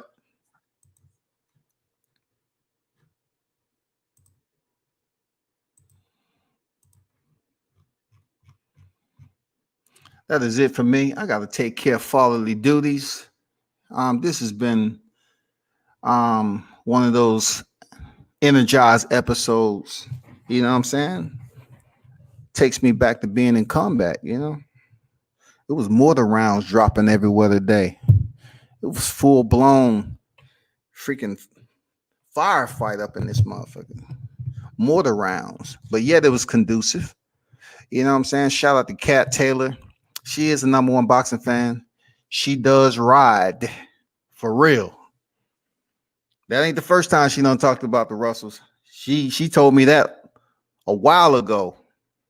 She absolutely keep that same energy. I'm serious. Kat keeps the same energy. You better believe it. Man, Kat Taylor keeps the same energy, man. Shit. She ain't never digressing from that. But you know, salute to the OG Bill Haney for dropping through and for whatever it's worth, you know. If that particular individual choose to contact me and call H, then okay, you know my contact. But you know, it's all that there has to be an understanding that my back is not to be walked on. Period. I got a family too. My son wouldn't even respect me for who he know me to be. If I sat up there and just bow down and genuflect like that, you know. But hey, to each his own, man. But anyway, you know, this Devin Haney versus Gary Russell fight, man, you know what it is, y'all. Build this fight up and stop talking about weight differential as the talking point. We don't need to talk about no motherfucking weight differential or weight disparity between these two. We need to start matching up their styles. We need to start talking about who has the disadvantages and advantages of both fighters. We need to build this shit up to be bigger than the ones that's about to happen. It's already in stone. If this fight is signed, we need to forget about, well, Gary's moving up 26 to 35. I don't know he's gonna be able to. I mean, come on, man. How many times? You know, you already talk about him stepping in there with Lomachenko. You know what I'm saying? We don't need to hear how freaking Devin Haney got the belt. We don't need to hear any of that shit no more. We need to talk about this clash happening. We need to talk about this clash, this pending fight. And you have to respect Gary Russell for his reign as champion, man. It ain't no option to that. If he was easy work, somebody would have took his title. Don't look at his resume. You know what I'm saying? And then with Devin Haney, you have to look at the position he's in. Lomachenko ducked him, but yeah, he's about to be, his name is out here, you know, linked up to Gary Russell, and they about to have one of the biggest fights out there because the fans and, you know, what Bill is doing and a lot of people that's talking about this fight and how big. I just hope the same media that he gave attention to don't falter, you know, from the target. The target is to build the fight up as much as possible. You know, don't digress from that. Don't start talking about some bullshit. You know what I'm saying? Both of these fighters will benefit from the other. It just depends now if the fight is going to be made and then the performance of both fighters once they step in there against each other. That's what ultimately matters. You know what I'm saying? We know Devin Haney's been around, had the opportunity to be around some OGs of boxing, and that's a sponge you just can't get out of Walmart. You can't get that type of sponge out of Walmart. You need to understand that. For what he's been able to soak up, for the time and effort that his pops has put into this, the sacrifice, it's not my concern what he's, you know, how he's traveled. It's just the fact that he did travel and where he's at right now in the sport of boxing. That's what it is, y'all. You got to respect the people he's been around and all the knowledge he's been able to soak up. And then you look at the same for Gary Russell, all the knowledge coming from a boxing family. You know, I called him the first family of boxing because from the daddy all the way down, man, they've been a staple in the sport of boxing. So I really can't sit up here and say you'll hear me co-signing that Lomachenko is just the only important fighter on his resume, and the man's been champion since 2015, reigning over 5+ years. You know what I'm saying? You just can't do that. So you know what it is, people. I'm not gonna go on a long tangent, man. I appreciate everybody who stopped through today. You know, Easy Work Boxing just left the panel. D Hodges was in the building. T Joyner Lawrence. You know, Kat Taylor, I appreciate you, Queen, dropping through. #1 boxing fan. And once again, BH, you know what it is, man. Appreciate you showing the brothers and boxing media in general love, man. Seriously, I appreciate it because, you know, your son is going to be at a tier right now that a lot of fighters would like to be at. You know, when it's all said and done, he's going to be considered one of the greats to ever do it. So, you know, that's a contribution to what Bill was able to do, and Devin for understanding what the bigger picture was. You know what I'm saying? I mean, you can have everything lined up, and you can have so much freaking knowledge. The cachet can be full, but ultimately, it's up to your kids to really want to undertake something like this. There's been so many people that's in sports, and they have all the talent and knowledge, but their kids don't want to follow in their footsteps. But then you get someone who's not at the highest tier, and then they having a kid that absolutely want to pursue something, and they understand what the bigger picture is. And it starts off with discipline. It starts off with discipline, man. That shit starts off with discipline wholeheartedly. You know what I'm saying? So y'all hold it down, man. Salute to you. Turn up and tune in to World Combat Sports Media.